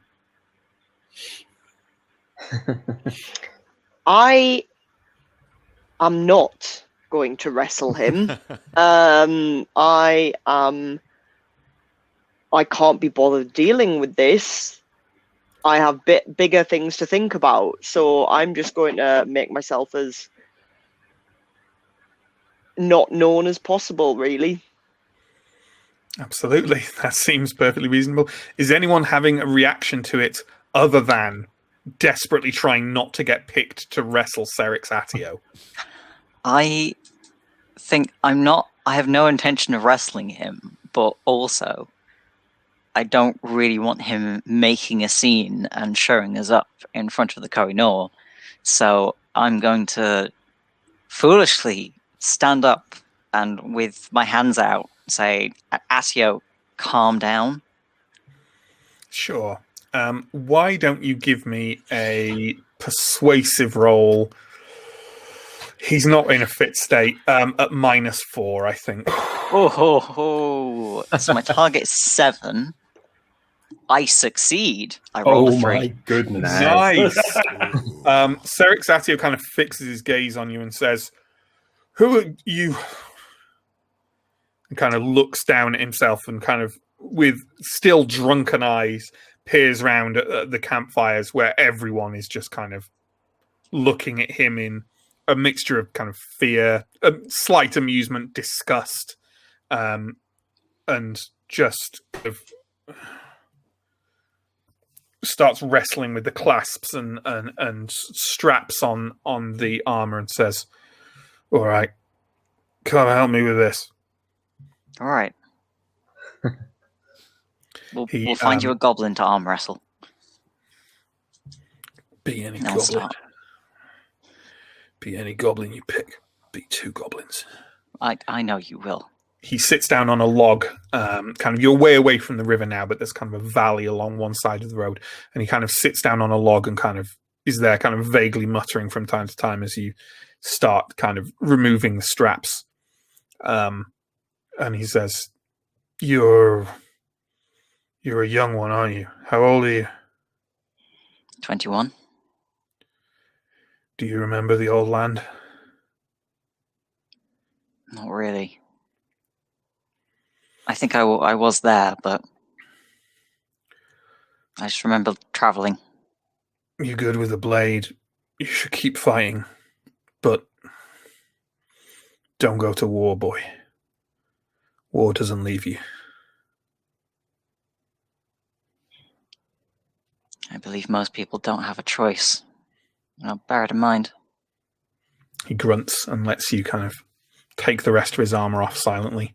He walks back to the caravan and collapses in a kind of snoring heap fairly swiftly after you see him into it.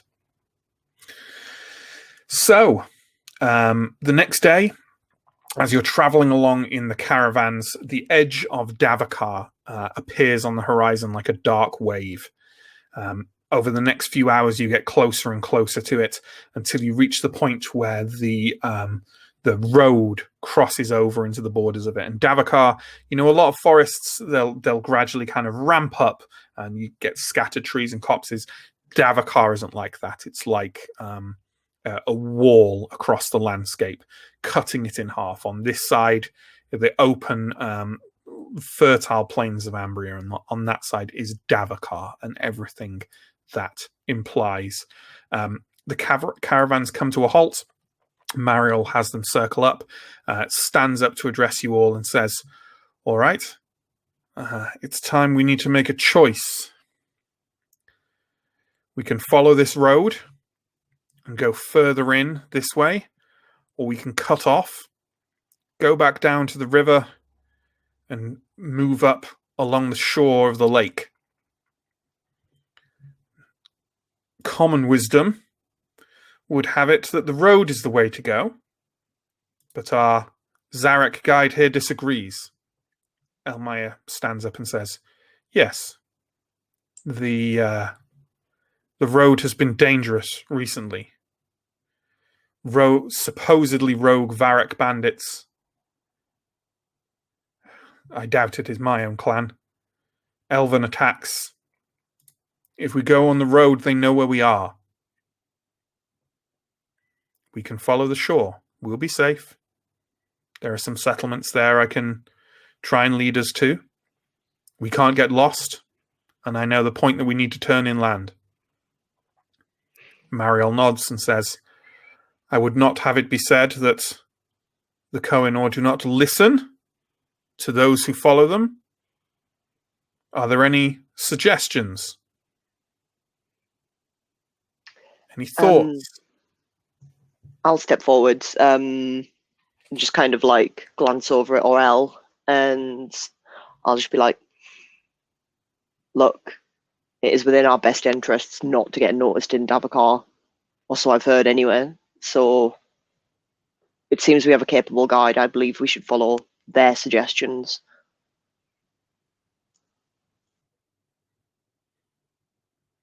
I Is know anyone else shouting? Sorry. I know it's not the traditional use, but would my bushcraft give me any nudge in either direction?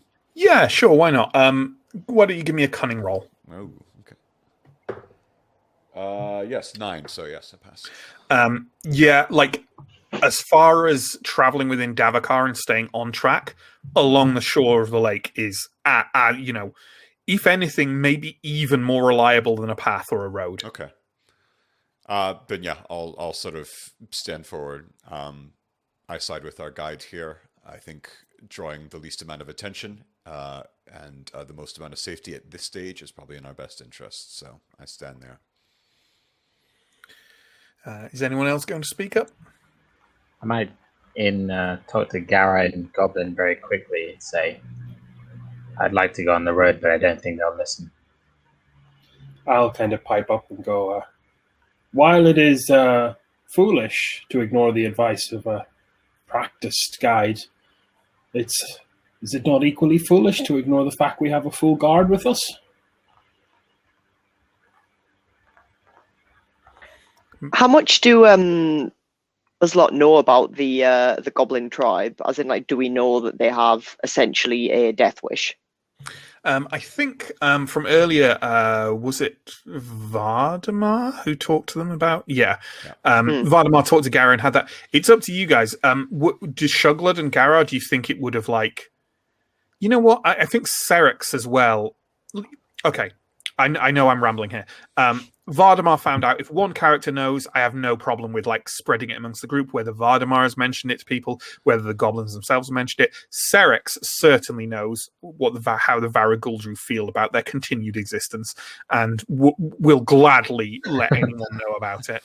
So I think by this point, Arin, Farah, yeah, you're at least roughly aware that the goblins aren't terribly concerned with their own safety. So I'll, obviously hear what they've said and just kind of pipe up with, forgive me, but I'm loath to follow the advice of a tribe that do not place value upon their own life. Well, as it may be, but we've come here in caravan. If we wanted to go along the river or along the lake, why not just take the boat from Karun? Have we just been wasting our time coming this way? There's a perfectly good road, and I think we should use it. Telkeen, the driver, pipes up. It's true that if you wanted to go along the shore of the lake, we'd have to leave the caravans here. Well, you would have to. I'm not leaving the caravans. But I believe the intention was that then the caravans are closer should we need to retreat to safety. If we go by boat, anything could happen to the boat along the lakeshore. Here, I can safely guard the caravans. If we ignore this road, and the caravans will be far from us. If we need to retreat to safety, the caravans will be useless. But I believe they'll be closer than if we abandon the caravans further up the road. She looks at Elmayer, and Elmayer nods. I will give a defeated sigh and turn my attentions elsewhere. Yeah, I'll turn back to the rest of the goblins. Mariel says, well, I think we perhaps have a decision then. Let us take these caravans a short way under the canopy of Davakar, cover them up, and strike out for the lake. Telkeen here, she indicates the driver, will be looking after them for us, and we'll go no further into the forest. Telkeen nods and looks very happy about it. I'll look visibly relieved that we're going the non-road way. Yeah, me too. So that happens. The caravans pull off and circle up. Everyone, they're covered in blankets and kind of dead wood. And Telkeen quite happily kind of like pinions, so the horses are pinned in place. Not pinned in place, that's horrible. You know what I mean? They're tied up. And then kind of sets up a little camp for herself.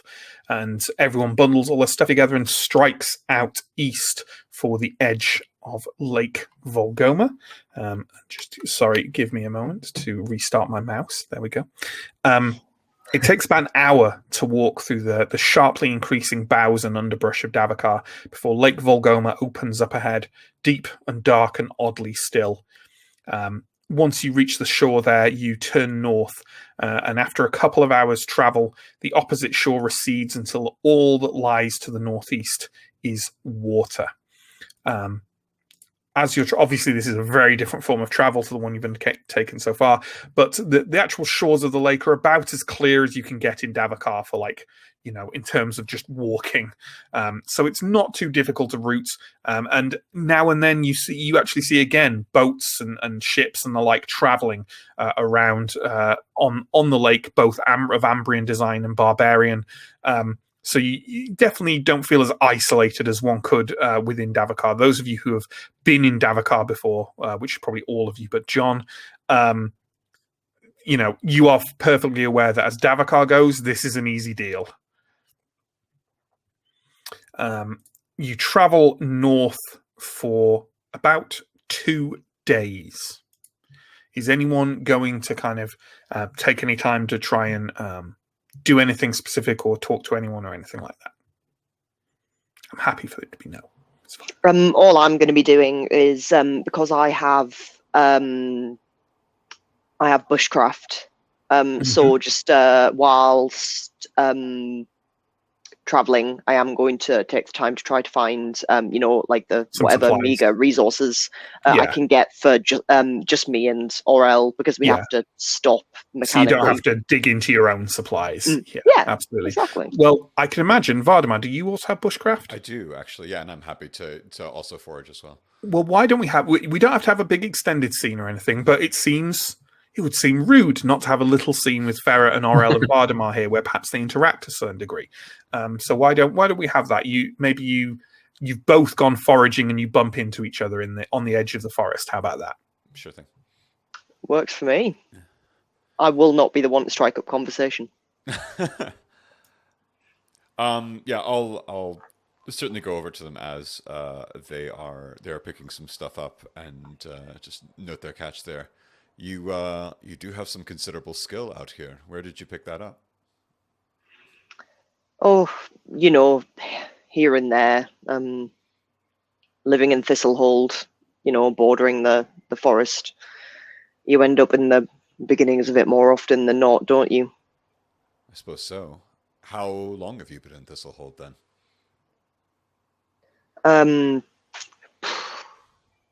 Most of my life, I'd say.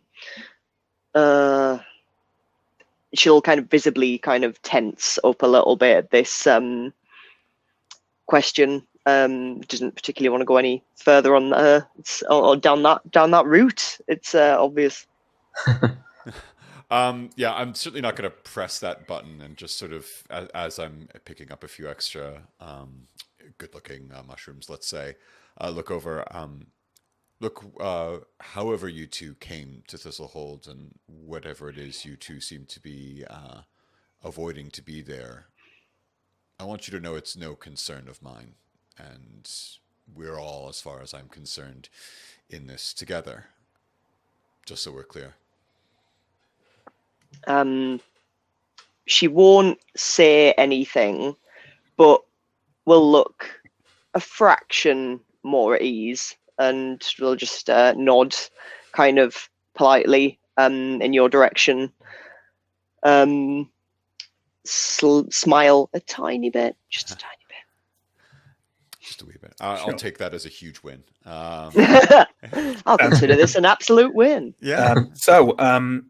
I've only just remembered I have a nice bit of art to illustrate your travel along Lake Volgummer. It's another one from the wonderful Martin Grip of Symbaroum. So if Steve could flash that up, so we can have a lovely bit of art there. How nice is that? So, thought you were going to be like, I just remembered that we have a lovely little bit of art for Farah and Vardamar flirting slightly. Yeah, we pre-prepared. We captured the smile that just it happened 9 seconds ago perfectly. Yeah. Well, as the one who did the character art, I can assure you, I've set up shipping scenes for every permutation of character. Every single. The combinatorial diagram is, it's a circle, clearly. Yeah. So that's lovely. Thank you, Steve. Let's. That's what I get for trying to stream manage while Steve's already stream managing. So the next day of travel proceeds much as the others have done. Let's talk a bit about how we're traveling and what that kind of looks like. Obviously, Elmayer has gone out ahead of the group and is kind of walking ahead and scouting. Is everyone else comfortable to kind of stay with the group? Are some people slightly lagging behind? Maybe some people are actually doing a bit of their own scouting and going ahead, whether alongside Elmayer or otherwise. What is anyone kind of bucking the trend of the group? I think I'll be doing more kind of scouty stuff, kind of beast lore-y, kind of tracking and reasonable investigating. Anyone else? I'm aiming to be in the group, like the main kind of bulk of the group, just kind of blending in a little bit wherever offers the most protection, really. Sure. I think I'd like to be near the front, not scouting and with Gara and Elmayer ahead, but towards the front of the main group. Sure. I'm staying with the group because I'm a bit squishy to be out on my own, but I definitely want to get my bearings in the lay of the land, just take notes of what kind of flora we're seeing here, if it's anything different, just anything distinctive in case I lose my way at any point. Sure. And Aaron with the group, I'm assuming? I'm staying with the group, and I'm sort of hovering between, switching between gravitating around Mariol and staying close to Atio. Sure. So, Gara, if you're ahead, and have you made an effort to kind of introduce yourself to Elmayer and scout alongside her, or are you kind of doing your own thing? Sorry, that was for you, Chris. I think yes, I'll hang out. I'll hang out with Elmayer. Sure, that seems good. Yeah, in that case, why don't you give me a vigilant roll, please? Okay. Yes, I succeed. Okay. You slowly, you hear a few snippets, but then it slowly resolves into there are some voices further ahead on the shore. You'd estimate kind of within maybe 30 feet or so. Ahead of you, there are multiple individuals talking. If you had to guess, you'd say they were human, but Davakar, right? They don't seem to be being terribly stealthy. Yeah, I'll just nuke an arrow out of paranoia, if nothing else.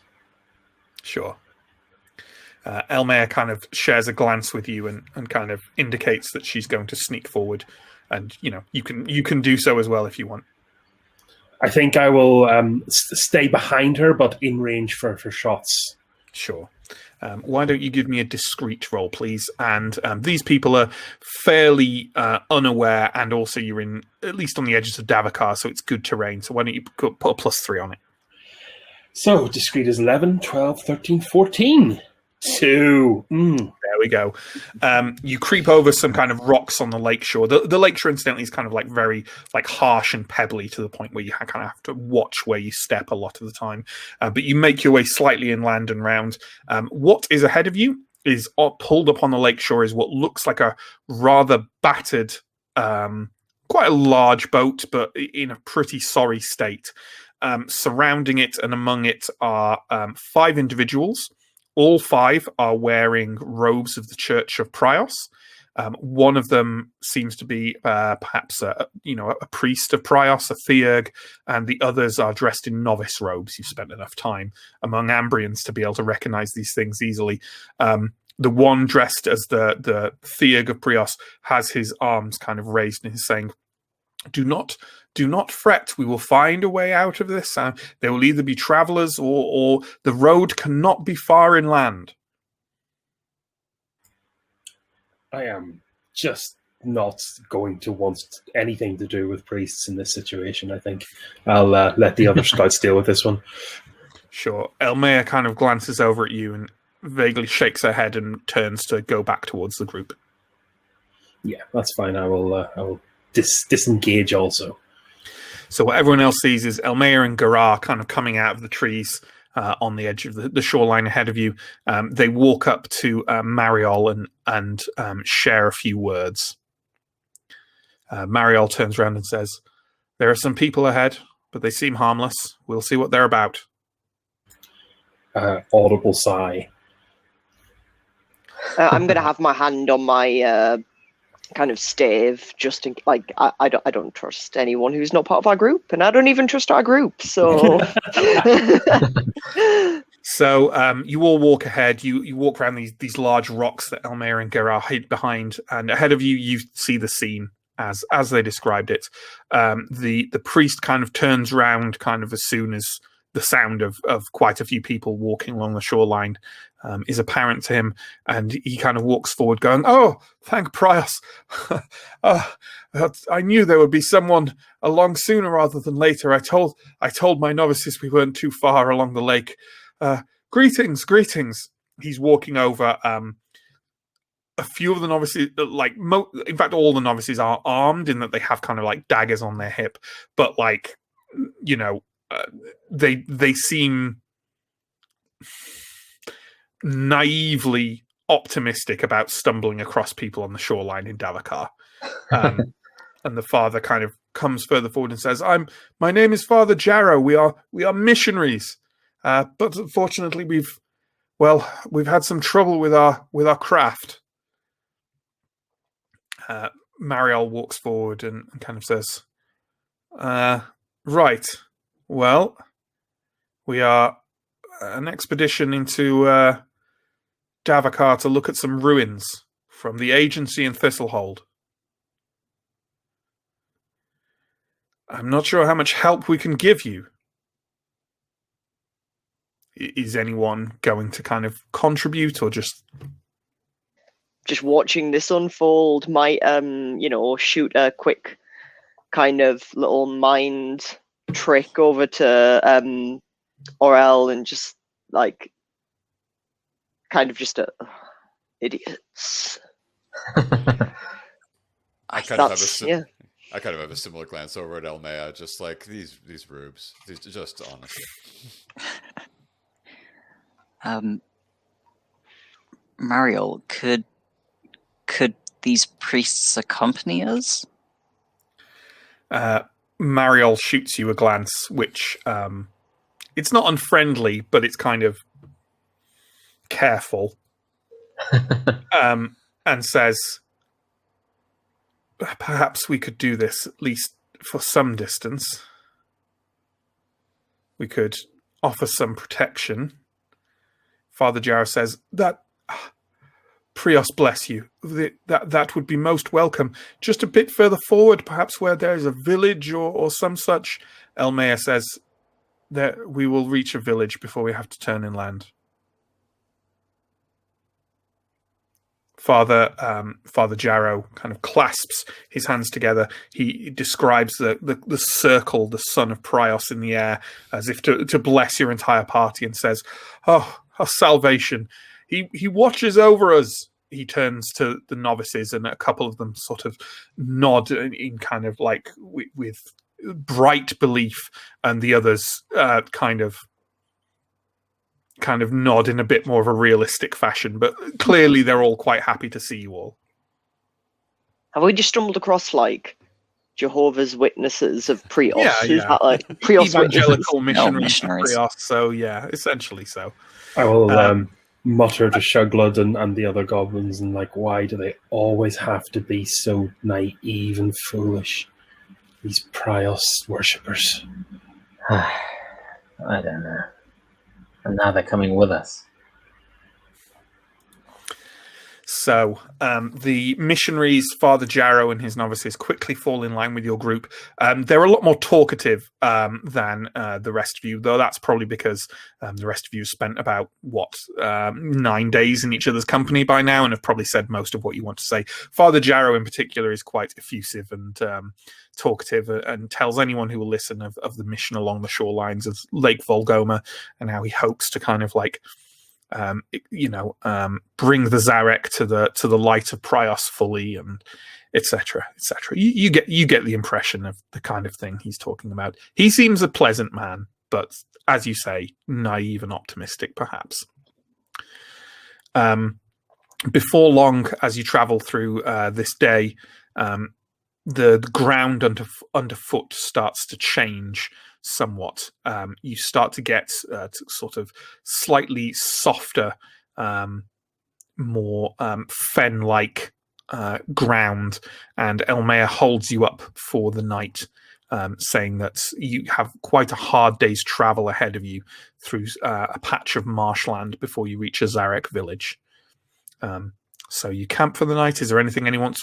I just feel like I should ask, given this new injection of characters and people in the group, if there's anything that anyone wants, any interaction or anything anyone wants to do while you camp for the night. Do I know Gideon? Sorry, go on. I do fancy just kind of maybe doing a little bit of eavesdropping to see if there's any hushed whispers among the priests that might indicate a darker task. Well, you can give me your choice of either vigilant or discreet, and you can take a +1 for the fact that you're camping up at nighttime, and a +1 for the fact that they're all quite naive. And so either of those at a +2. So I'll take discreet. That's a 13 with your bonuses. Oh, 19. Yeah, they're too busy kind of talking. Basically, they're spreading and talking among multiple people, and you can't kind of track any one conversation enough to get a real bead on them. But for what it's worth, you would be surprised. Aaron is not massively devout, but he does have some respect for the church and has probably relied on their charity at some point in his life. Mm-hmm. So I'm going to, I think, engage a few of them of small talk and just basically get the details of what happened. Like, did their boat spring a leak, or? Sure. I mean, yes, that. Yeah. More accurate would be that it started falling apart. It was a very cheap boat that they purchased because they do not have much money in their particular kind of like chapter of missionary work within the Church of Prios, and they made a bad choice and had to go to shore when it was apparent that if they didn't go to shore, they would be swimming ashore.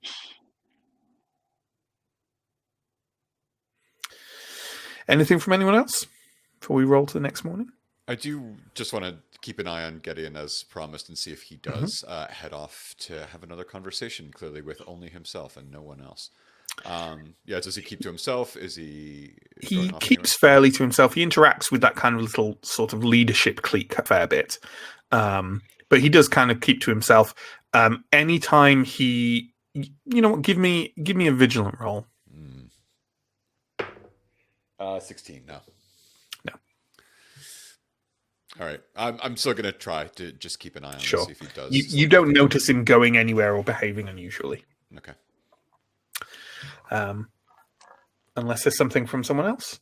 I think it would be good if we could make sure that at least one of the goblins was always on watch over the night. That's all. Sure. The Varagul as a whole agree, and Rosty volunteers to take the first watch. It's a goblin with an easy grin and a wicked glint in his eyes, even with under your current blood oath. Okay, so the next morning, you all wake bright and early. You are, in fact, woken by the missionaries chanting the praises of Prios on the shore of the lake. And before long, you start moving forward again, and very swiftly start moving through marshland rather than a solid pebbly shore. It is deeply unpleasant, no matter how well prepared your boots are. And about an hour in, you find yourself more or less up to your knees in soft, wet mud and water. The land around you, the trees have retreated away towards the west, and most of what's around you is reeds, kind of thick clumps of grass with the occasional mound rising out of the horrible wetness. Also fairly noticeable after just half an hour of traveling or so is that soft but dense mist rises around you, and it becomes very slow going to move forwards. Can everyone please give me... there's a couple of rolls we have to make, but let's make one first. So first of all, can we all make, and you've got two options here, either a roll of quick -2 or vigilant -1. But given how the party has allocated their vigilant points, I can imagine a lot of people are taking that quick option. I am indeed taking that quick option. Even though it's got a slightly worse malice. Yeah. As bad as vigilant is, my quick is worse. So. Okay. I failed once again. Needed 11, got 16. Chris, you're on mute. Why doesn't everyone give me a thumbs up if you made it? For once. Hey, I missed by one. Okay, so Vardamar and Shuglud, your travel through this marsh is deeply unpleasant, but has no other consequences for you. However, everyone else who failed, can you all give me an armor roll, please? Can I? No, I don't think that applies. Never mind.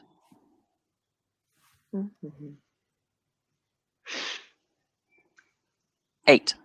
3. I may be stupid. In fact, I am indeed being very stupid. What is an armor roll again? Just as in like the protection your armor gives you? Yeah. Okay, excellent. 1d4, very exciting.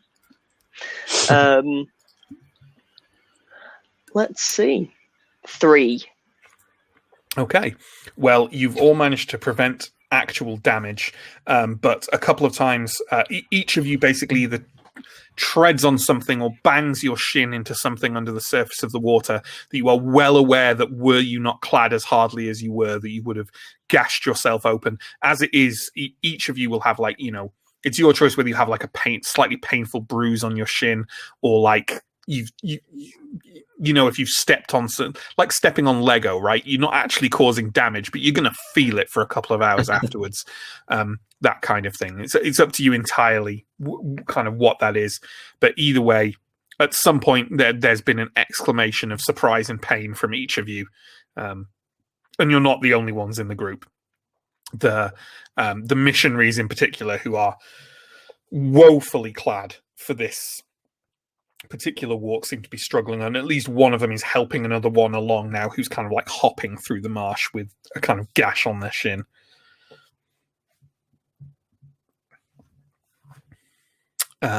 Yeah. We have another roll to make now, and we're going to make it. I'm not going to talk about the consequences of it just yet. Could everyone make a strong roll, please? Give me a thumbs up if you make it. So Chris has made it there. Sam has made a 1. It. John has Double made thumbs it. up. Nice. Right. Okay, so it's just Alex who hasn't. Good news. So, After a couple of hours of travel through this marsh, there's a looming darkness ahead of the group. Elmea doesn't double back to kind of warn of any hideous threats, so everyone carries on proceeding forwards. And you come across basically a number of hillocks rising out of the marsh, on top of which are what appear to be like a tumble-down set of shacks that have been erected against mouldering stone walls. Some kind of settlement, or maybe a brief and temporary one, but a settlement nonetheless. It has just, you can all tell without any need for any rolls, it's been abandoned for a long time. But it does at least provide solid land on which to clamber up for a while. And Mariel calls a kind of, a half-hour break as everyone can kind of get something to eat and maybe attempt to wring their boots and leggings out. Is anyone going to do anything in particular? No, I'm just going to check with Aurel that he's fine, not too, banged up or anything, and that's it for me. He's doing all right. Aurel sometimes, you're not sure what it is, but Aurel seems to have very little trouble moving through kind of like natural environments. You don't know if it's some element of the kind of mystical powers he holds within him, but for whatever reason, he seems to come out fine in these kind of situations. The missionaries are over on one side, kind of trying to tend to that gashed leg of one of them. I would like to poke around some of these ruins. Sure. Have an image. Then why don't you give me a... you got half an hour to have a poke around, so I'll give you a bit of a bonus. Why don't you give me a vigilant roll at +2? 12 is the target number. 4 is the roll. Okay. Nice.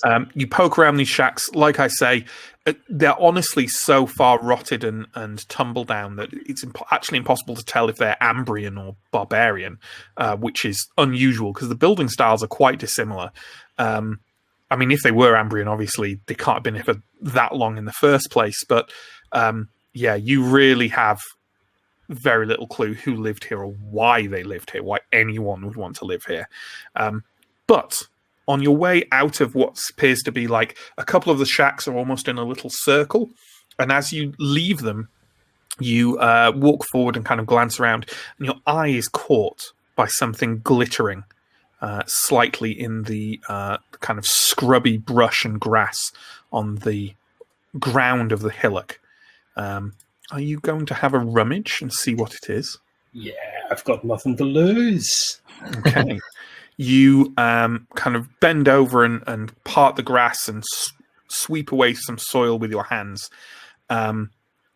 What is on the ground in front of you is what appears to be sort of maybe fist-sized or large fist-sized metal, black and gold object.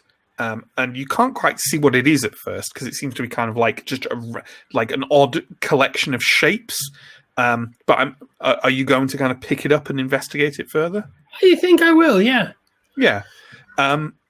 You pick it up and it kind of they're kind of square shapes that are connected to each other that kind of almost flop around, maybe like a toy or something like that. Why don't you give me a cunning roll? Okay, I believe, let me double check. Cunning is 10. And the roll is a 7. What you are looking at, you think, is the remains or kind of what used to be something that Ambrians call a puzzle box, which can be a toy or, an object of amusement, a way to hide things. It's made, as I said, from some kind of like blackened metal and edged in gold and has gold designs. And now you're closer, you think it is gold. And it's open. It's unfurled, as it were. Maybe it could be clicked back together. You don't know. But just while I'm here, obviously I'll be keeping a hold of that. But maybe it contained something, so I will spend just a little second longer rummaging around in the soil there to see if there was any further treasure. Sure. Well, why don't you give me a vigilant roll? Target number is 10. My luck has to run out at some point today. Not yet. Another 7. Well, your luck has run out narratively because you don't find anything. Okay. Well, look, that's So we can say you're fairly certain that what, if anything was in this puzzle box, whatever it is not here. okay. Well, it's my puzzle box now. Okay. So Mariol, after about half an hour, kind of calls for everyone to gather. Garar, are you kind of sharing your discovery with anyone else? Or are you just kind of tucking it into your pack and leaving it there? I might just show it to Shuglud. It's kind of like, check this out, Chief. What is it? It's a toy, Ambrian thing, I think. What is an Ambrian toy doing here? Maybe they had a little outpost here. I think it's gold, though. Yeah, it looks expensive. Maybe we'll exchange it for favors later on, yeah? Yeah, good find. Okay. So, as the party gathers and sets out again, the missionaries obviously not looking forward to wading through this murk again. You all stride out into that swampy landscape and make your way forward. Vardamar, you failed that strong roll, didn't you, friend? I was hoping we'd forget about that, but yeah. Oh, no. Why don't you give me a D4 roll, please? That's a 1. So, while you were on the hillock, kind of wringing out your clothes and kind of preparing yourself to go forward, you felt an unpleasant, sickly, tingling sensation in your feet. One you are not unfamiliar with, a kind of vague nausea that's part of your body but not settled in your bowels. Take 1 corruption. Oh. Temporary corruption. Yeah. There is something wrong with this marsh. Okay. Can I tell more than just the wrongness of it, or is that all? Not really. Not with there are many places in Davakar like this. Bad land. It doesn't mean anything. It doesn't necessarily mean, something dramatic, but it's not a good place. Okay. If we're settling, I'm going to mention this to Elle, just that I felt that wrongness in this place there, and just going to try and shake that corruption off for as long as it takes to do so. Sure. Elle kind of nods and says, "We'll pass through soon enough." Sooner rather than later, I hope, but I don't think some of the others can take as much as those of us who've been here before can. I'll try and pick up the pace, but it's difficult with those priests. Yeah, the sooner we lose them, the better. You set off from the hillock as a group and carry on forwards. And as you carry on forwards, we're going to do those rolls again. So, first off, can everyone do that either quick at -2 or vigilant at -1 test again, please? Thumbs up if you make it. Yep. So, Sam, how are you doing? Bad. Aaron and Shuglud did not make that, i.e. John and Sam. I'm not going to allow armor for this one because the footing underneath is even worse now. And I think the various rocks and kind of half sharpened reeds and things like that underneath are more than capable of dealing with your armor. Can you both take 2 toughness, please? And why don't you describe to me exactly how this occurs? Let's start with Sam. What horrible thing happens to Shuglud?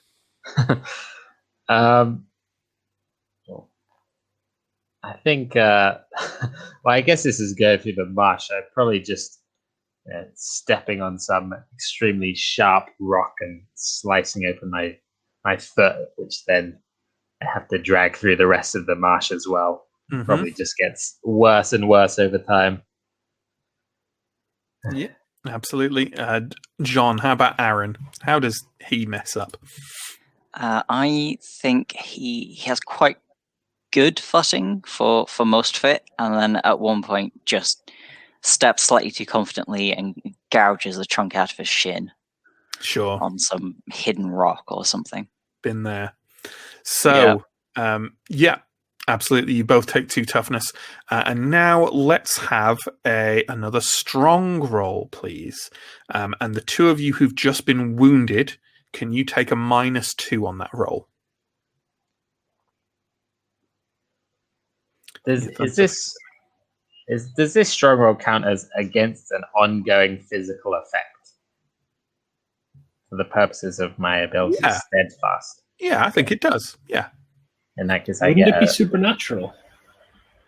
Yeah, I don't think there's that much distinguishment, whatever, between physical and supernatural. No, it's an ongoing physical effect, like corruption. I don't know. I'll give him it. Maybe I'm wrong. Shout out in the chat if I'm wrong. I do make it in that case. Okay, so sorry, who didn't make that there? Elle, Alex, John, right? Oh, and Chris.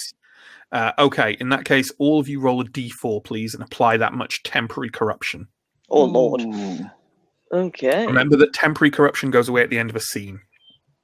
So as soon as we're out of this 3 marsh, temporary corruption. good. 2. I'm going to assume no one's hit their corruption threshold there. I'm 1 off my corruption threshold. Oh dear. Oh. Lovely. Well, fortunately, that's the last roll for this marsh. But the next marsh is much bigger. Yeah. And much more corrupty. The next marsh is 3 sessions worth of travel. So, John, so am I right in saying you failed, you got wounded and you took corruption, yes? Yes. And Shugler didn't. Okay, that's good. I just needed to make a decision on something. So, That's not good. Why you gotta do at that? all. why I gotta do that? So, can Aaron make a vigilant roll at -4 for me, please? Right. So I will only succeed on a 1, which I do not get. Which you do not get. As you're walking through the marsh, you kind of, after you've banged, you took the chunk out of your shin and you kind of swear and look up and see that the others are kind of a little ways from you, still well within seeing this, but you kind of split off from the group a little bit.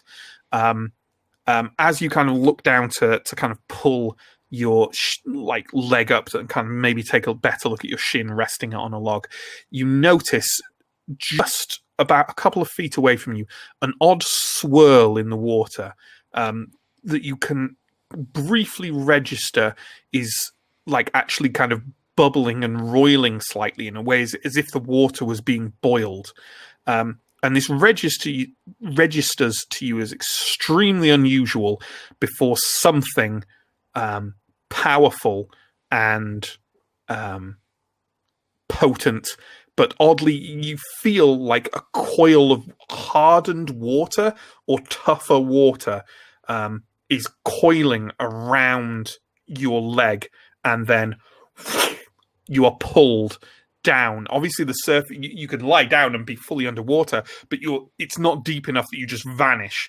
You are pulled down. As you do so, I don't want to put words in your character's mouth, but is it fair to say you might cry out? Oh, yeah. Yeah, sure. So the first thing we do is we roll for an attack on you, and we're not gonna go full initiative in this, Steve, because I know you've prepped the initiative for this.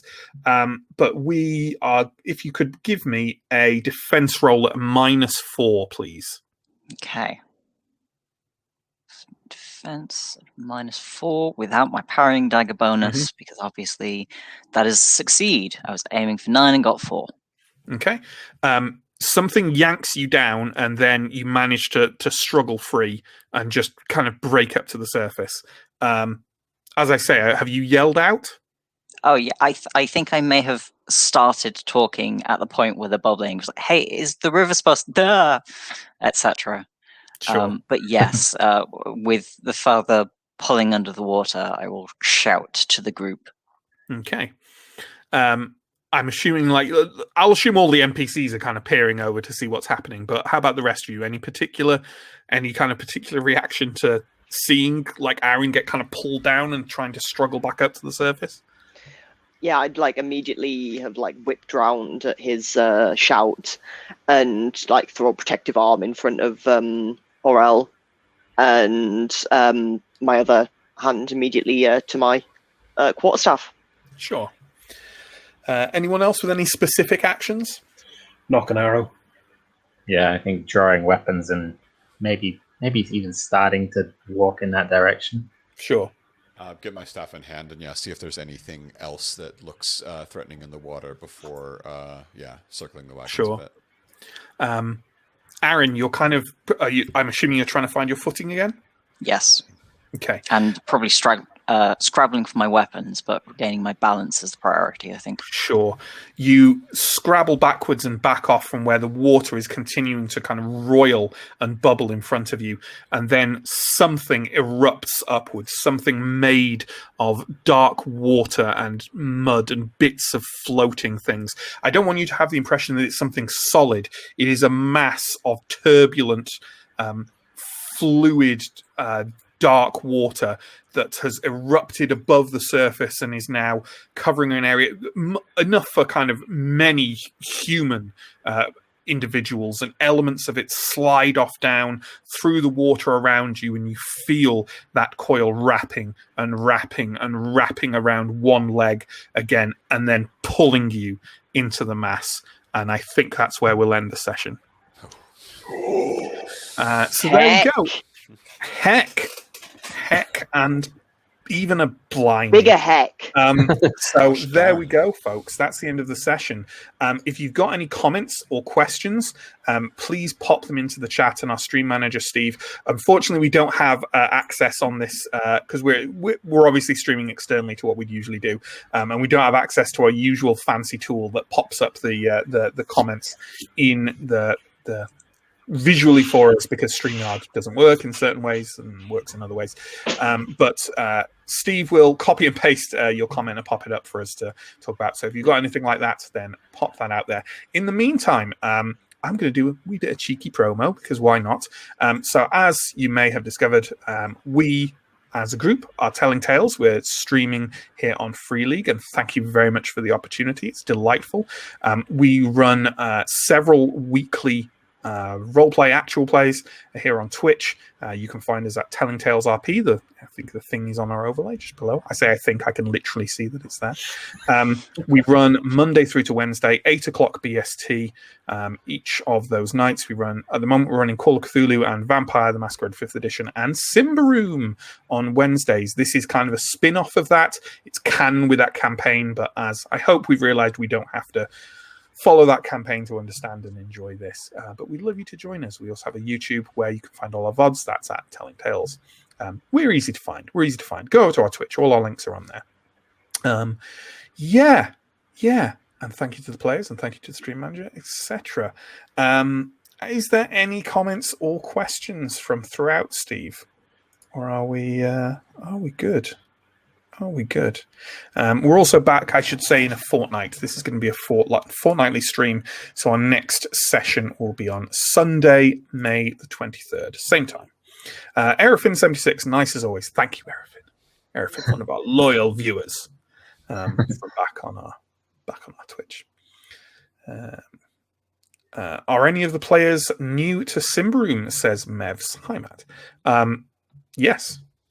Alex. I am. This is my very first time playing, yeah. And how have you found it? It's good. What I quite like is, instead of a suite of skills that you have to pay attention to, you're really just looking at the abilities straight up and down, and it's quite nice to be able to focus on all those. And I love the atmospherics of it all. It's really cool to have just a brooding sense of, imminent death over every minute of it. Yeah, it is like I one thing I really like about it, like, because I haven't played a whole load of D&D because I'm from the 90s. Ask older role players at your friendly local game store whether they play much D&D. They'll tell you no, or at least a gap, the Gen Xers. And what I like the kind of chunky, because D&D and a lot of games like that have the abilities, but I particularly like in kind of old school Symbaroum how those it's almost like a video game thing where it's like, oh, this ability adjusts you this way, and it lets you laser focus on those things without having to think too much about the different moving parts. Yeah, it's good. I think the 8 abilities seems like a lot until you realize that's all there is to focus on, and that is quite nice and tidy the way it runs it. So it's a lot of fun. and you'll have that slow growth over time, which is easy to accommodate to. Initially, actually, that reminds me, 3 XP for this bit, folks, which is a big chunk, isn't it, Chris, compared to what we used to? I like to start off. Don't get used to it. Don't get used to it, folks. But we made quite a lot of rolls. Charlie Octogirl, hey, good to see you. Really great to be able to join you for a whole session, and great to see some new characters. Wonderful. Glad you enjoyed it. Very glad you enjoyed it. Holy Crow Batman, no questions, but I'm very new to Symbaroum and I love this session. Thank you. Well, you're very welcome, Holy Crow Batman. Very welcome indeed. And that's an amazing name. Yeah. Is there anything else? Steve? Chelsea Bob, hey Shell. Thanks, guys. Really fun. Looking forward to more. Thank you. I'm glad you enjoyed it. We're looking forward to the next session ourselves. As I said, in a fortnight, May 23rd. So, anything else, Steve? Are we good? I think we're good. Awesome. So, as I say, if you like what we've done here, maybe check us out on Telling Tales RP on Twitch or the equivalent on YouTube. Thank you again to the players, the stream manager, Steve. Thank you to everyone watching, and thank you to Free League Publishing for letting us do this. Very exciting. Stick around, folks, because today there's going to be more actual play on Free League Publishing. I believe in a little over an hour's time. That's right, isn't it? Because it's at 7 o'clock for us on BST, or those of us who are on BST. But I believe, in fact, I'll double check. Why don't I double check this scheduling? Yeah, that's right. So in a little over an hour's time, you're getting Alien, the Alien RPG, which is excellent. We did, in fact, do a one-shot of it earlier this year. Plug. You can check out on YouTube. But the Alien series Shadow Gambit, which I believe is helmed by Tabletop Anthologies, is around on the Free League Publishing Twitch. So why not remain here and watch that and just spend your entire day watching Free League games being played? I can't think of any better thing other than playing them. Yeah. That's it, I guess. Thanks for watching, everyone. We'll see you in a fortnight. Thank you for joining us. Take care. Stay safe. We'll see you next time. Goodbye.